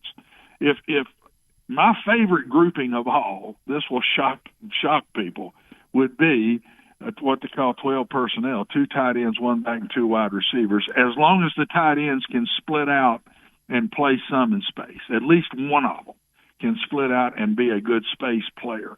That's my favorite grouping because I think it's the hardest thing in the world to defend when you can give them multiple sets with the possibility of lining up with 2 tight ends in power type sets.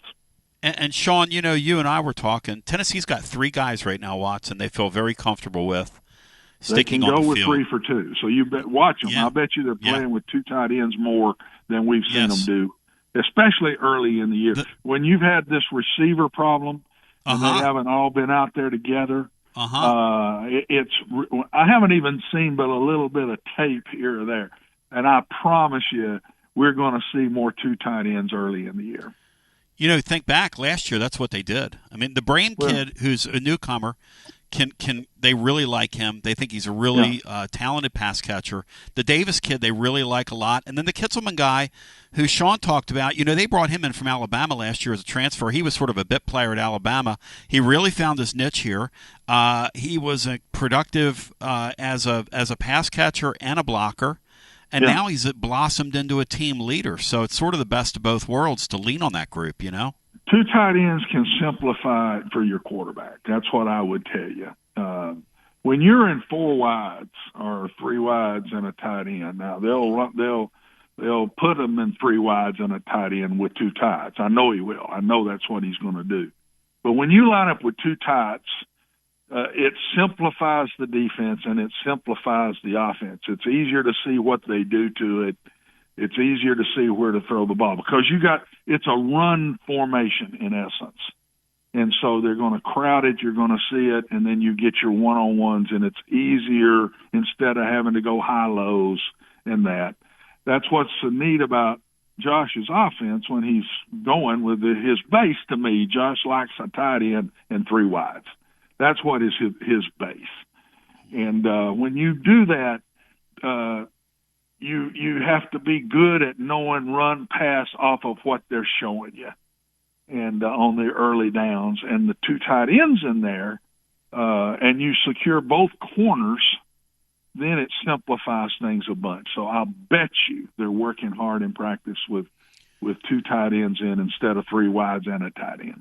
Let me grab Sean Sinclair and bring him in here. Cinco, am I imagining things, or was Tennessee last year playing some 12 stuff early on? And who was the other kid, the kid from Notre Dame, Sean, they had last year, the other tight end that they figured in that?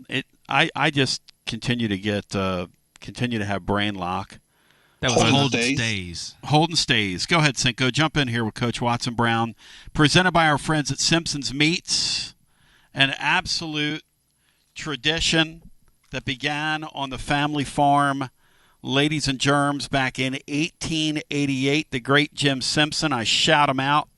SimpsonsMeats.com. They've got a beautiful corner store that you need to go see. West Knoxville off Level Road, Simpson's Meats. And Watson Brown bringing the beef right at us today. Go ahead, Sink. Well, I wouldn't presume to ever be able to add anything to offensive football than Coach has. But I think that with the 12 personnel, Tennessee creates a huge problem for some of these teams because they go through the whole year with playing 5 DBs, a star, or a nickel guy. That's pretty much the standard defense right now. And then if you go 2 tights, they're automatically in a physical mismatch. Teams have been going with 2 linebackers. So when you're in tempo, what do? All of a sudden, are they going to switch in? If you start gutting them, are they going to put in that 3rd linebacker, take off a DB, and then it's a complete nightmare because they can't get that 3rd and 4th choice linebacker off the field, and then you're just running riot on them. So If you get in the right flow, 12 personnel is just going to be incredible, because that third linebacker is not going to be good enough on these teams to cover a back out of the backfield, cover an athletic tight end, or if you split a tight end like Brame out to be a third pseudo receiver, a linebacker like that's dead in the water to some of these teams. Yes, and the other thing, Sean, they're not going to put a third linebacker in. They're going to try to deal with it with their base. And I went to this in my latter years because of trying to run the people in and out by substitution and matching personnel. And we went to 5 DBs and 3 safeties and 2 corners, and one of our safeties had to be a hybrid. He had to be. And he had to be able to come down in the box with 2 tights, and he had to be able to play back in space. So that was probably the hardest guy to find of the 5. That and a major cover corner that you just put on anybody one-on-one and you know he can cover the guy. That's the 2 pieces that you have to find in your secondary in today's world. And that's why I think it simplifies, though. It simplifies the looks. And when you can line up with 2 tight ends, one on one side and one on another, one back and 2 wide receivers, whether the 2 receivers are on the same side or one on each side, it doesn't matter. It simplifies the front, and it also simplifies coverage as you're going to play. But when you can go from that to any set, that's why I say that was always my favorite grouping. Now, you got to have at least 3 to be able to do that, because one of them going to sprain an ankle or whatever, or get a shoulder banged on or a nerve in a game. You've got to have 3 to play 2. You've got to have that. And if you don't, you can't do it. But if Tennessee has 3 and they can line up in all their sets with those tight ends, I think it's the best grouping there is in football, because it does simplify the defense, and it turns defenses into checks. They check by what they see when you can do that with that same grouping on the field. Bowing our head when you say thy name, the great Watson Brown, presented by our friends at Simpson's Meats. And Coach is breaking it down scientifically here with you, as we do on our Wednesdays. And Watson's so gracious to us throughout the year. It's been incredible having him on. I mean, this is a man for all seasons. He talks hoops with us. Those of you that are new to the show, he knows that intimately. He played baseball at an extremely high level. Could have probably played Major League Baseball, truth be told, and can talk about that game at an extremely high level. He's a sportsman. I'm sure he's been on the golf course last couple times in the last week, at least a couple of times. And he might get out there this afternoon if the weather turns nice, knowing him. But you heard him a second ago say that there's a little nip in the air right now because we're 2.5 weeks out. And Watson, we're 1.5 weeks away from them playing a game in Ireland for some silly reason. And here we are, Watson. We're but several minutes into this thing, and I haven't brought up Boo Carter, but I got to bring it up to you because he's come late to 1, maybe 2 practices, and he's further in Josh Heupel's doghouse. I asked you a question earlier. If you root for guys to win positions, you said, well, maybe if a guy's a hard worker. And you kind of hope good things happen for him. When you get a guy like Boo Carter and you give him a second chance, and you've done it, all coaches do it. Oh, Lord, yes. And you're rooting for those guys to make good decisions. When do you as a head coach know that, hey, this guy's taking my kindness for weakness, and, hey, it's time to call this kid in and say, literally, I'm drawing my line in the sand. If you come late for one more meeting, which I'm surprised they're putting up with this, but everybody has different thresholds and tolerance. And I'm not going to judge that because this kid's a good player and they want to keep him. It's just a part of the sport. But when is there a point where you just know when to say when you've got that big headset on? Yeah, and it's intuition.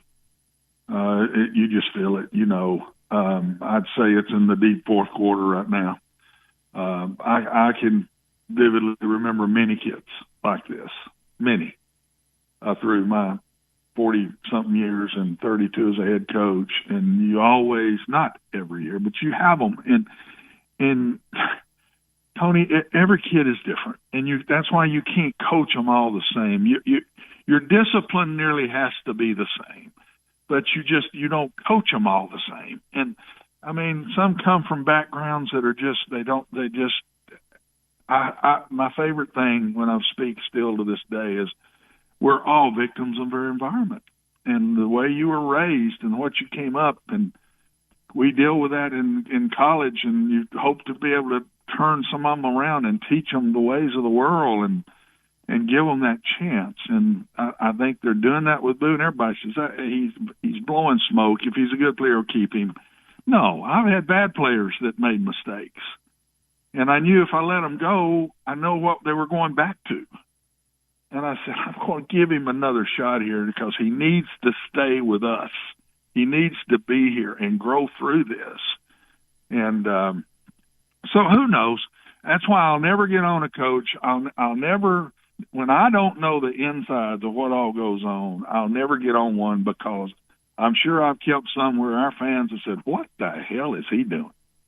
And then I'm sure I've let some go where they've said, what the hell is he doing? I can say this.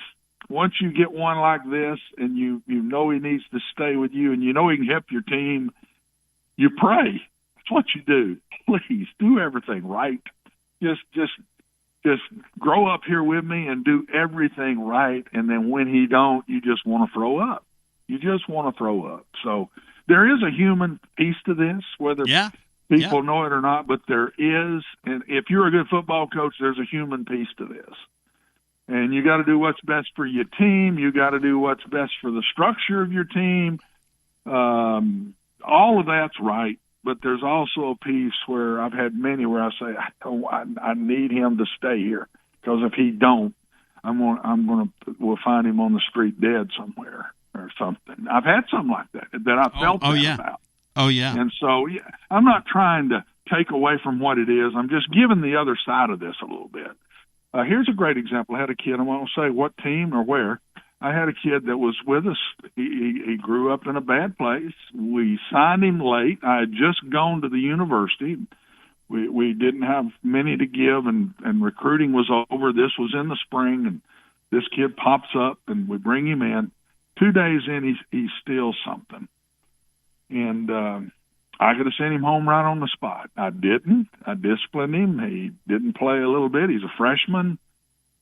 Lord knows he ends up being a really good football player. He got 3 different he now has a doctorate degree, and he's grown into something special. And if I had let him go, Tony, and he goes back to the environment he came from an inner city that he came from, I don't know. And so that saved him, and he grew through those 4 years. And then after he wasn't a professional, and after his playing days, he did what he did. So there's goods and bads, and it's too bad fans have to think like they do, and I understand it. But there are also a lot of reasons that you make decisions you make as a head coach. And I just think it's kind of sort of a remarkable thing. You watch this thing transpire with this kid, and we're kind of watching it in real time. Because as you know, there are no secrets anymore. There just aren't. And and then he's that's got the tougher part of today's world than it used to be.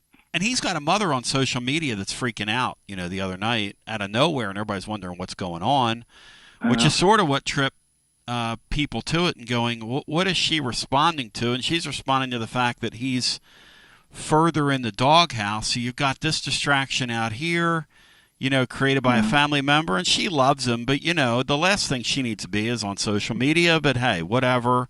It kind of is part of the deal now. And then, it is part of the deal. It is. It was part of the deal when it wasn't in social media, because they'd call me on the phone and let me have it. And why are you doing this to my son or whatever? Right. And so, right. you deal. That's what you get paid for. That's why you're a head football coach. You don't put that on the assistant. Those type things go straight to the boss, or they better. If I didn't get that and it went to an assistant and they tried to handle it, look out with that assistant, man. That pissed me off bad. Those are the things the head coach just has to handle, and I hope and pray it works out for both sides. For both sides, because I promise you, Josh, will take care of the young man and teach him the right things, and a lot of good things will happen if he stays with the program. But there's a point, Tony. There's a point, man, and it's in the fourth quarter. And I hope and pray that it works out for both of them. No, you're exactly right. And you can feel it. Like, I'm not internal there, neither are you. But when you see enough of these, you realize, when you start hearing things like that, the first thing that came to my mind yesterday before we talked about it on the air was, this is a guy, they're trying to give him every opportunity to stay in the boat, and he just doesn't seem like he's getting the message. And you know what? At some point, if you don't get the message and we're playing a team sport, you're going to have to learn your lesson on another roster. That's where the structure of your team has to take over, Tony. It's hard. There's a point where you can't put the individual in front of everybody else. You just can't do that. And that's where the cutoff is. As a head coach, that's where I knew the cutoff was. And you do reach that point. The great Watson Brown. One other question for you. So Tennessee's interior, their offensive line, again, I'm back to this. They had a young guy, a Satterwhite at center, who they gave the center shot to begin with, but he hasn't, just for whatever reason, it hadn't worked out early in camp. They have another guy, Pendleton, who they brought in, who's become he transferred in, who's become a real alpha team leader of the room right away. They feel like they can plug him in at center and be okay. When you're in a scrimmage type situation like they were over the weekend, a lot of times as a coach, do you know, hey, we're gonna give this guy a chance here? We kind of have an idea of how it's going to go, but we want sort of everybody to see this before we make a move. Does that occur in these locker rooms, Watson? Oh, absolutely, it does. A bunch of times. You try to set it up to where trying to find your best five at offensive line or your best two in your defense, whatever it is. But the kid has to go do that. He has to prove it. He has to earn the spot. But you're sitting there saying, man, this would be our best five. If he just come through here for us, this would be our best five. But at the same time, that's what I was talking about earlier. You can hope that this works that way for the structure of your group, but it may not. And when it don't, you better have the second plan. And the second plan might not be as good as the first, but it's the best you got at that point. So that stuff goes on all the time, and it goes on in spring practice. Now you can leave spring practice and go hunt another one. We couldn't do that in the old days. What you had to spring, if they didn't bring them in as a freshman and somebody that could do it with that, you had to deal with what you got. Now you can even fix it after spring's over, and then you come into the fall. And so I think it's easier on coaches the way it is now to build a team, and because if you're not good in a year, you can change that in a year. In my time, if you weren't good, it took a while to build it back up again. It might take 2 more classes to get you back to where you really want to be. Oh, exactly. Today's world, it's different. You can fix it quick with a little money, and you go straight to the computer and you find the centers that are all out there or whatever that are still available, and you can fix it quick. So that's different. I never got to deal with that. In that way, Tony, I think it's easier making a team today than it used to be. I was told today, too, this Pendleton kid who they get from Notre Dame, I was told today that he is a team leader to the point where he's almost like running the room internally on the O-line. And that's right away, Watson, like off the street. That speaks huge volumes for him, right? That's hitting the jackpot. You don't expect that. You expect the kid to come in and play for you immediately, but you don't find them very often that can come in that quick and be one of your leaders. So that you hit the jackpot when you hit that.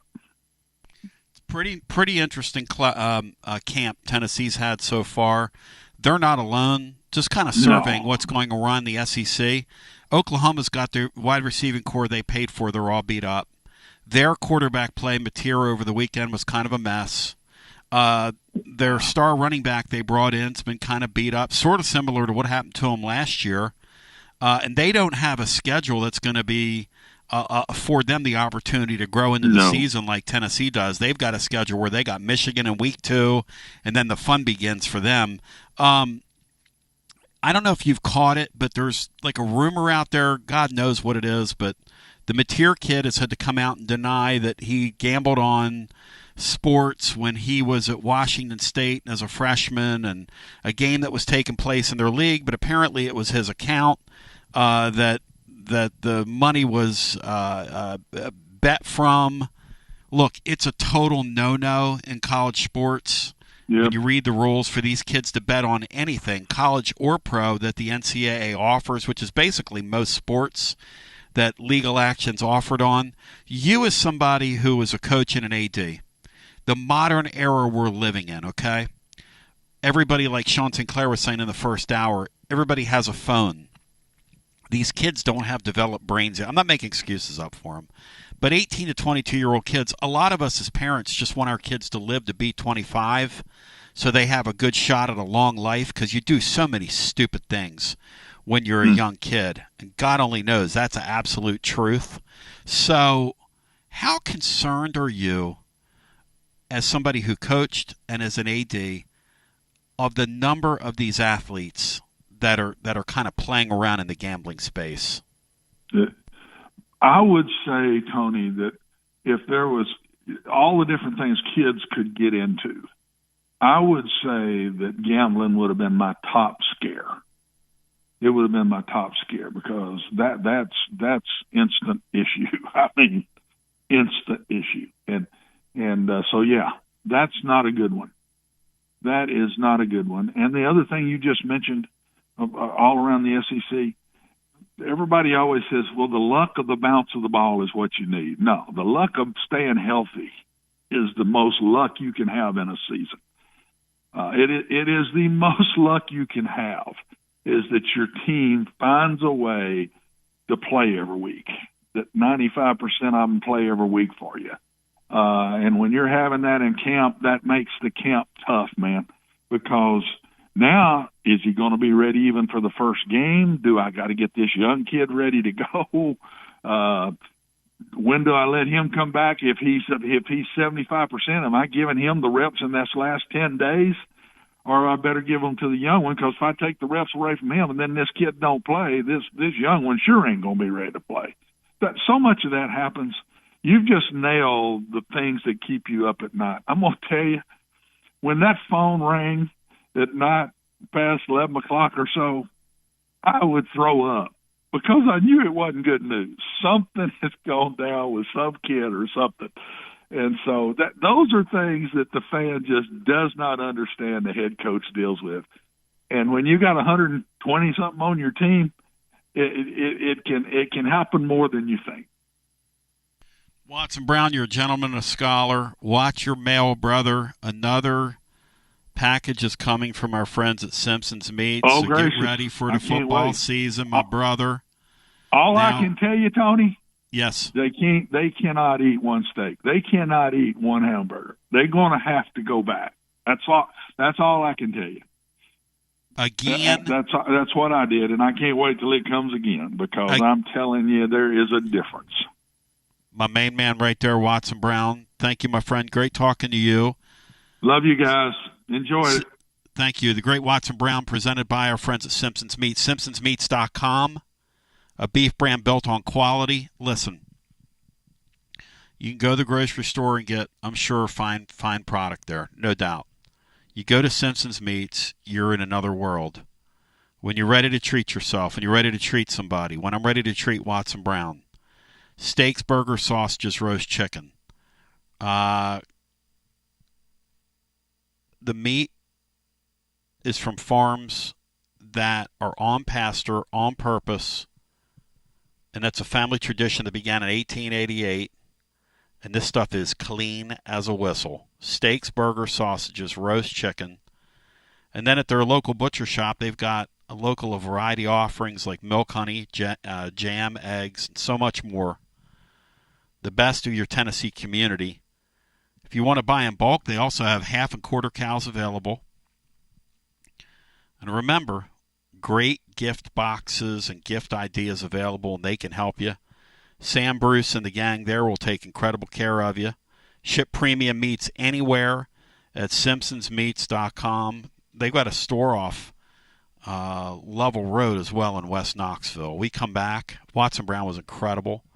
I want to get Sean's thoughts on some of the things we talked about. The thing about Tennessee's camp this year is there are a lot of really good things going on. There are some things to be, kind of concerned about.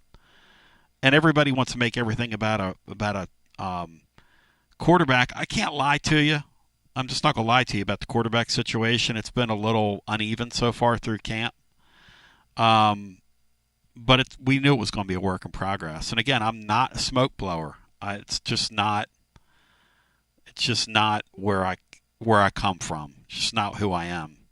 So we continue with more on the other side, and we bring it back with you, jamming on the one on a Wednesday after this. Guests appear on the TLD Logistics Hotline, online at tldlogistics.com. Whether it's baseball, football, softball, church groups, or schools, if you're raising money, do it with locally roasted Grade A Grounds coffee. I'm Billy Miller, a Vol alum and Knoxville native. You keep 40% of sales, and we donate 5% back to our East Tennessee community. Get started today by visiting our website at gradeagrounds.com. Although summer is almost over, the last thing you want during sweltering heat is a broken air conditioner or HVAC system. That means it's more important than ever to keep you and your family comfortable and safe during extreme East Tennessee weather. Don't ignore the warning signs that your AC is struggling or nearing the end of its lifespan. And if you need emergency HVAC repairs, routine preventative maintenance, or want to invest in a new system, then call the trusted HVAC experts at Pipe Wrench Plumbing, Heating, and Cooling. This month, get up to a $1,000 discount when you buy and install a new air conditioner or HVAC system. We make it easy with free on-site estimates for replacements and free second opinions on repairs. And if budgets are tight, we offer flexible payment plans including 0% financing with credit approval. Be sure to ask about our 10-plus year warranties that are 2 times longer than industry standards so you don't spend a cent on unexpected costs in the future. So call Pipe Wrench at 865-264-8090 or book online at pipewrench.com to schedule your appointment today. And as always, same-day service guaranteed or the visit is free. Hi, I'm Jim Simpson, owner of Simpson Meats. When's the last time you grilled a really good burger or steak? One your friends still talk about. Our goal at Simpson Meats is to make that happen every time you have a cookout. All of our cuts of meats, steaks, burgers, briskets, and pork are always fresh, flavorful, and sustainably sourced. We are family owned, so we know the importance of knowing how and where your food is raised. We have been putting quality first since 1888. Visit our butcher shop off Lovell Road or online at simpsonmeats.com. Life never stops moving, and between the 30-minute commutes, daycare pickups, weekly soccer practice, Tuesday night yoga, X number of coffee runs, and that weekend trip to Grandma's, you're racking up the miles. What you need is a tire that can keep up, a tire designed for doers, a tire that's going to last, like the exceptionally long-lasting Michelin Defender tire. With an 80,000-mile warranty and the safety and comfort you expect, you can forget all about the miles ahead and focus on getting to your destination or conquering your to-do list. Fleet Tire, I-275 exit 1B at East Woodland Avenue in Knoxville. That's Fleet Tire, I-275 exit 1B at East Woodland Avenue in Knoxville. Fleet Tire. Basilio here for Budget Transmissions. TGMD, the great Matt Dixon, took his Ford Escape to budget, and like our gold bullet back in the day, it was a total mess. And now, Matt's back in the game. He's got a new transmission, axle, wheel bearing, both radiator hoses, engine mounts, coolant hoses. I mean, his Ford Escape was about to escape to the junkyard, but he didn't begrudge it. He took it to budget, and now he's on his way back to Omaha. Budget Transmissions, over 30 years in business, conveniently located in Bearden. All extended service contracts are honored. A gold certified Repair Pal member. 865-584-4391. 865-584-4391. Budget Transmissions. Don't begrudge it. Take it to budget. Hey there, Basilio family. Jennifer Morris here with Keller Williams Realty. The countdown to fall football is on. Is your fall plan missing the perfect home to watch the Vols make another playoff run? If a new view is on your game day checklist, I'm ready to help you find it. Don't wait until kickoff. Give me a call today at 865-694-5904 or visit my website at nextmovesmokymountains.com. That's nextmovesmokymountains.com, and go Vols. Basilio here reminding you that when you want to sell your extra tickets to the game, you don't want to give your life away online with all your personal information just because you want to sell a few extra tickets. Clark Moore at Select Ticket Service will gladly buy your extra game tickets and your extra parking passes. And the best part? Clarky Boy pays cash. 865-919-1016. 865-919-1016. Clarky Boy pays cash at Select Ticket Service. Clarky Boy pays cash. Tony B here with the great Zakai Ziegler for Advent. Hey, whoa. Tony, I got this. Hey, Tennessee, it's Easy here. Next time you have an electric issue at your home or business, call my friends at Advent Electric. With offices in Knoxville and Nashville, it's Mama's Easy approved. You heard it from the most electrifying player in the league. Call the service professionals at Advent Electric, 865-588-0631. Online, adventelectric.com. Tell them ZZ sent you.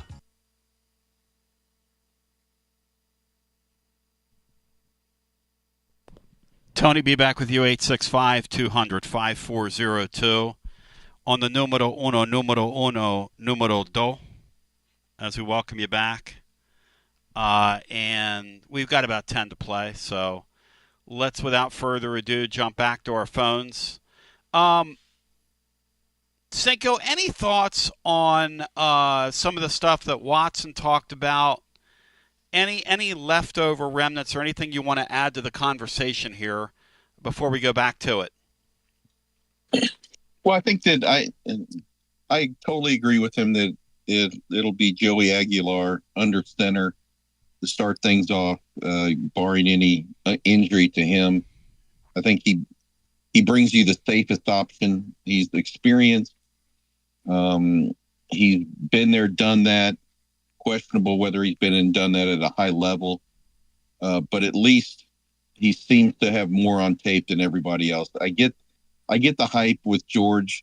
A couple things are playing there. One, in his position, I would imagine that it's been discussed that he's going to have a red shirt with the family, just to get him bigger, get him acclimated to school, etc. When you're a true freshman quarterback, bell cow like he was. That's what it is. Everybody hangs out at your apartment or dorm room. You're the kind of the leader into the cafeteria. You're the guy everyone looks to. You were the guy that's committed near the first and brought everybody in. And I think that everybody's looking for him to be the guy of the future. I do not want to put a ceiling on young Merklinger, but I just don't know that that's the way they go. The other thing that plays into it sometimes, people won't want to hear that, is they want Joey and Merklinger somehow to divide up the reps, because you don't want to affect Faison's decision to come here. And I get it, people roll their eyes maybe, but if George comes in here and he's your guy, it's highly unlikely that you're going to hold on to Faison thinking he can come in and win a competition over a sitting starting quarterback. Merklinger wasn't ever thought to be doing that. So we'll see. But I think it's going to be Joey Aguilar, barring any kind of injury. Yeah, I don't think there's any doubt. That's where this thing is going. And look, when they spent the kind of money on him, they spent the other kid was going to have to come in here and be great in camp, and he hasn't been. So, and we just kind of call it in, sort of call it in real time and don't pretend. What I wonder, Sean, is when they name him the starter. You're starting to see that around the league where teams are naming these guys starters. You are like 2.5 weeks out, and as I said before, yesterday was the last practice that the media could attend. Now they're closed from here on out. So, who the heck knows? But if I were a betting man, I would bet that Joey Aguilar is the starting quarterback against Syracuse. And, I mean, do they play 2 in that game? I don't know. I don't know how that works. I don't know if you have the luxury. There's no real to play value 2. to the Tennessee football team in naming the starter right now. No value?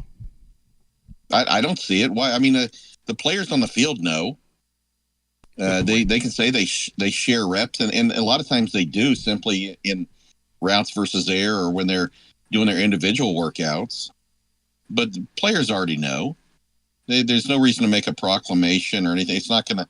Aguilar, I would assume, knows he's going to be the guy, and I would dare say that if you asked Merkling or his family, they know what's up. And if I haven't heard everything, and I've not been over there, but the things that I've heard, or that Merklinger would be running, a number 3 right now if everything was equal.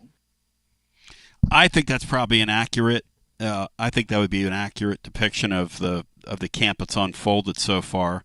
By the way, my friends at VIP Play, I want to remind you, you bet $5 or more. Look, football season's almost here. They're going to have some incredibly fun, engaging things once we get to the point where it's here. But you bet $5 or more, sign up for an account now. You get $100 in bonus bets instantly. The promo code to use is TNTony. So we get some credit for that. But they've got lines on all 12 Tennessee football games, so you can have some fun with that. Also, it's live always. There's 200 leagues around the world to bet on, numerous different types of football, you bet, and all kinds of things going on with the PGA Tour and the playoffs there. I mean, there's all kinds of stuff. A buddy of mine had a 3-team parlay in Major League Baseball, called me yesterday and said, yeah, I'm on the Phillies tonight. And I said, why? Well, they're hot. And I'm like, man, you should have called me first. I wouldn't have done that if I were you. But he also bet on Spencer Strider, I think, last night, who got, I think, lit up by the Mets. The Mets scored a bunch of runs. I don't know if they scored them on him or not. But at any rate, the Mets had to win a game sooner or later. So he was on the other side of the ledger. But, hey, it's all good, clean fun over at VIP Play, where it's live always, 200 leagues, numerous bet types, props, options. It's all there for you. Everybody treated like a VIP at VIP Play, 800-889-9789, 21 and over and located in Tennessee, to place a bet. As we go back to the phones, and if you want to get in the hunt and in the mix with us and in the mix and in the hunt, we'll get as many people in here as we possibly can. Hello and welcome in to the show. Rusty, you're on the air. Thanks, Tom.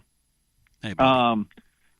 Would love to get further into the weeds on Boo or the college football 26 video game.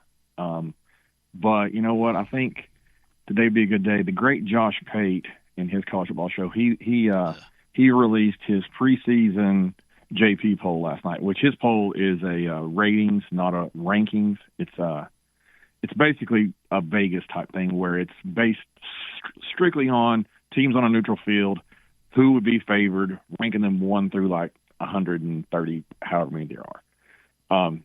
He released his last night, and basically, for instance, Florida is number 9 on his. Tennessee's number 18 on in according to his computer model. The interesting thing is team number 9, Florida, down to team number 22. There is, on a neutral field, only a 5-point separation in point spread if Florida played the number 22 team. If Florida played Tennessee on neutral field, it would be a 2.5 point spread, and that's number 9 to number 18. Texas is number 1, in AP and the JP poll. Texas down to number 8, Clemson, on a neutral field. There's only a 5-point spread. Lot of hodgepodge. A lot of teams clumped close together this year, more than any year in his power ratings, where teams on a neutral field. This is going to be fun, man. This is going to be a lot of fun, dude. I mean, if you look at it, Texas, lost a ton on defense.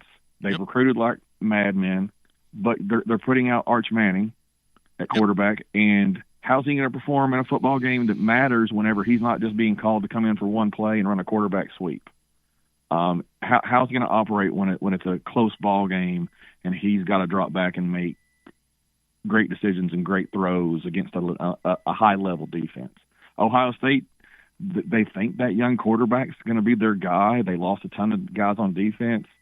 Georgia, does anybody trust? That's number 3. Do you trust the stalking kid to make great winning plays? I mean, I don't. He'll probably be fine. Yeah, but stay right there. Let's talk. Let's talk this out because it's. Go ahead. Yeah. Stay right there. To the radio listener, I love you. I appreciate you. We'll do a TLD Logistics Overdrive overtime. WJBE 1040 AM 99.7 FM. Translator W259AB. Powell, Knoxville.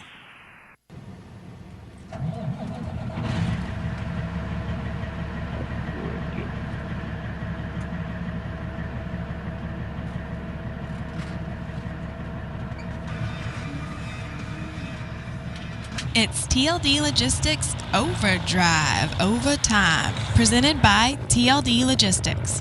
Online at tldlogistics.com.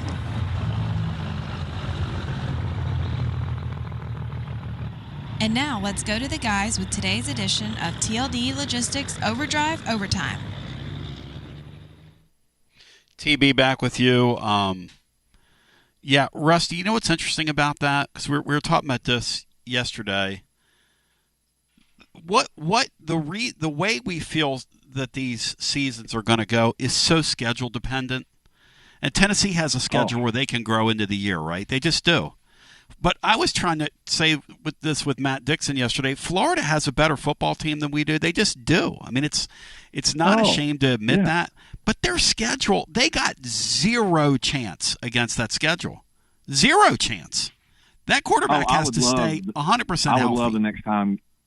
I'd love the next time the caller Florida calls in for you to say, "Hey, let's go through the 12 games, and you tell me if your confidence level, game 1, game 2, game 3, and then at the end of that, what do you think the record would be at the end of it?" Yeah, because you're right. Tennessee should be able. If Tennessee gets mediocre quarterback play, they should be 5-1.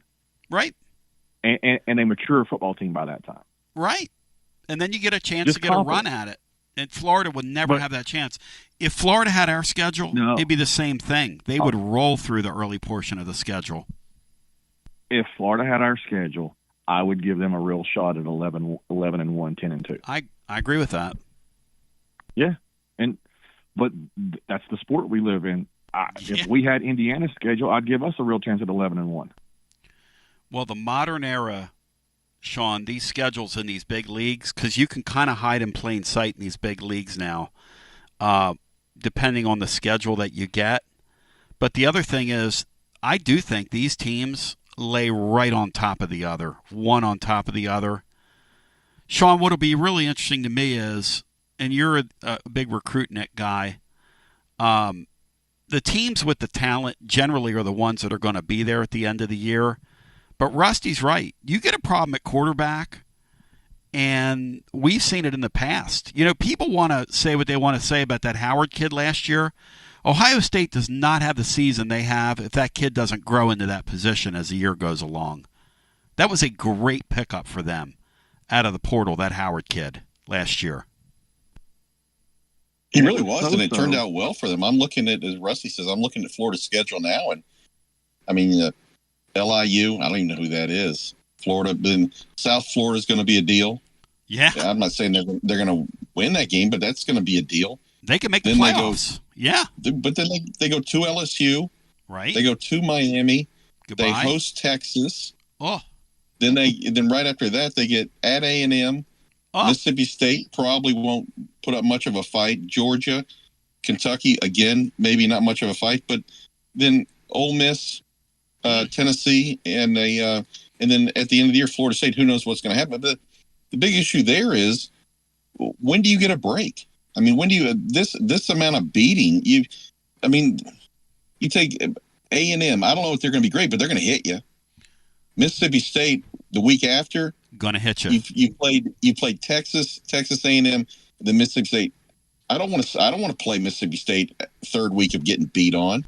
I mean, because notoriously they hit you, and then you turn around and play. You get to heal up, play Georgia, Ole Miss, Tennessee, and Florida State.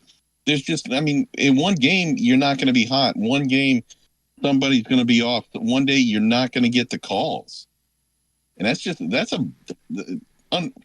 I'm not a Florida fan at all, but that's an unfair schedule. Unfair. That's unfair crazy. is a good word for that. It is unfair. It is. Especially with some of the schedules that the other teams are playing. And listen, if I was an Oklahoma fan, it would piss me off to no end that they brought us and Texas into the league, and they could have easily given Oklahoma Texas' schedule and Texas' Oklahoma schedule. They could have easily done that, but Rusty, they played favorites with Texas. There's no question that's what they did. Oh, they absolutely did. Pate rated Tennessee's as by far 1 through 12 games the easiest SEC schedule in the conference. Texas was number 2. Texas is the second easiest overall schedule in the SEC. The only reason theirs is because they get that Ohio State game early in the year. Oh, yeah. And how about the number one team is a 2-point underdog, by the way, to start the year? How crazy is that? Yep. It's at home. That has a lot to do with it. Going down the list, though, Penn State. Do you trust James Franklin to win a ball game that matters? Because hell no. When it happens, it'll be the first time, right? They're going to get to the playoffs because they're going to win 10 because he's always good enough, you know. Oh yeah. But I don't expect them to win anything. Wins. Yeah, they're not going to win anything. Yeah, they have 10 wins, but they're not going to win either. The 2 games that really matter, they'll lose those. Exactly. Alabama, 2 words, Ty Simpson. Yep. Notre Dame is still having a quarterback battle late into camp. I mean, like Tennessee's not really having a quarterback battle. It's settled. We know who the starter is. We're saying, but Notre Dame really doesn't know who their quarterback is yet. Oregon's relying on that Moore kid that was at UCLA that was in that Iamaleava, Jackson Arnold, Malachi that went to USC quarterback. That class that apparently isn't very good. Clemson's down at 8. Who knows? Anyway, it's pretty interesting. Good stuff. Go check out Pate's stuff. He's a good dude. And lastly, Titonsville's right. Miss Bliss was a smoke show back in the day on Saved by the Bell. Miss her. Miss Bliss? Do I have to revisit that? I loved me some Miss Bliss. She was so sweet and so kind. Really? It was like before. It was before the real show. It was when the show was like on something other than NBC mornings. It was the precursor to the real Saved by the Bell when she was part of the show. But it was good stuff, and she was cool. Thank you, Rusty. Man. He's got the starting taste, man. Titans Bill. He'll sneak up on you. I mean, I don't even know how to respond to any of that. But Sink, the thing about the season is, you just know this thing is going to be fraught with improbability, and strange things are going to happen, and there's going to be teams out there that we think are going to do great things that aren't. And there are going to be teams out there, again, they're going to come out of nowhere. And I can see that a bunch of these teams are bunched together. But the only thing about a model like what Josh Pate's doing is these games aren't played on neutral fields. It's interesting to look at. And the other thing is when these games are played, and Watson Brown said it earlier, it's not like with because people are like, well, why don't you just play McIntyre from the very beginning? If these other 2 guys are struggling, and the other 2 guys are struggling, they just are. The one guy doesn't know what he's doing yet, and the other guy is just struggling.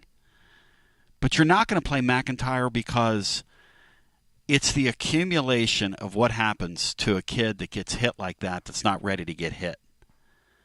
And by week 7, you're going to clean him up with a dustpan and a brush after one of those games when your body's not ready for the rigor. And some people don't want to hear that, but that's the reality of trying to compete at this level. Sean, when you guys go through that Florida schedule and you think about where that Mississippi State game falls for them, they're getting the hell beat out of them for 3 consecutive football games. And then they get Mississippi State. Who even knows what kind of frame of mind you're in if you're Florida by the time you get to that Mississippi State game. You could be all beat to hell and have absorbed a couple of losses by then. Because that's how hard this league is. The middle of the league can chew you up. It really can.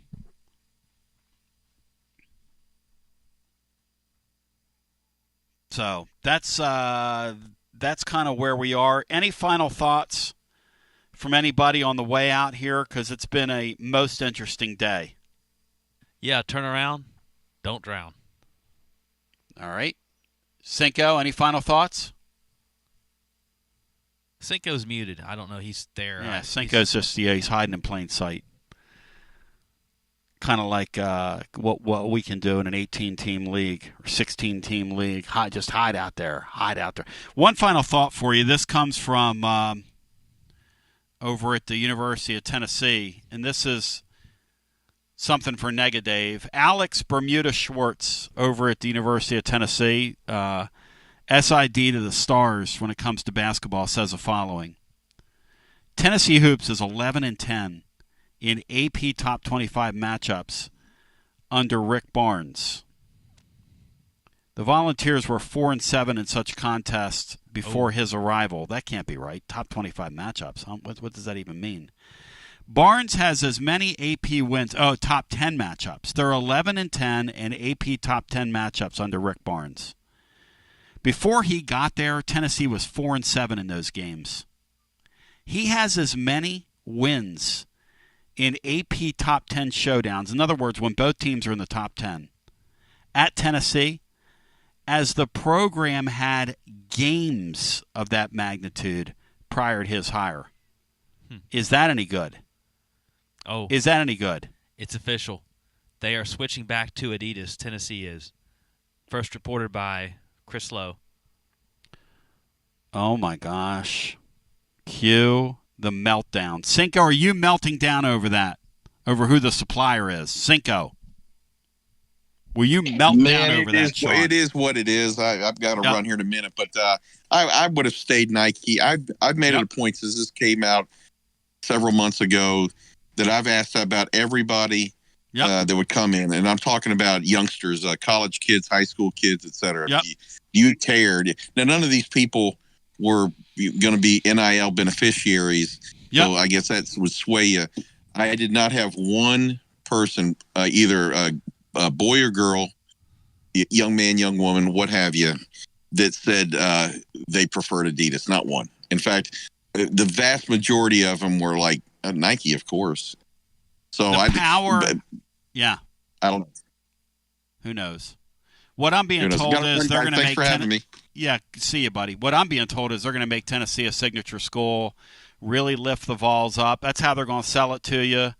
Are you going to buy? I don't know. It doesn't matter whether you buy or not because they're going to do what they're going to do. And as we said when this thing first broke, when Tennessee, when Tennessee and any of these schools get a chance to make $5 more, they're going to jump and making $5 more because they know you're going to get in line. Because guess what? You're going to get in line. You're going to buy that stuff. You are. It's kind of the way it is. It's like a lot of my friends call me and complain, well, Danny White did this, Danny White did this. And I'll say, well, I mean, did you turn your tickets back? Well, no. But I'll call you and complain about it. I'm like, oh, okay. I mean, but you're not going to turn your tickets back in. Well, no. Those guys know. They know they've got you. So Tennessee's going back to Adidas. Let the fan consternation, bitching, moaning, and complaining begin. But they don't care. They don't care. Because they know you're going to get in line. We love you. We appreciate you. Tomorrow, C will be with us along with TGMD and B. And my name's TB. And we appreciate you. Have a great day. Be blessed. G to the B to the O. Check us out over at tclub.team. Peace. WJBE 1040 AM 99.7 FM. Translator W259AB. Powell, Knoxville.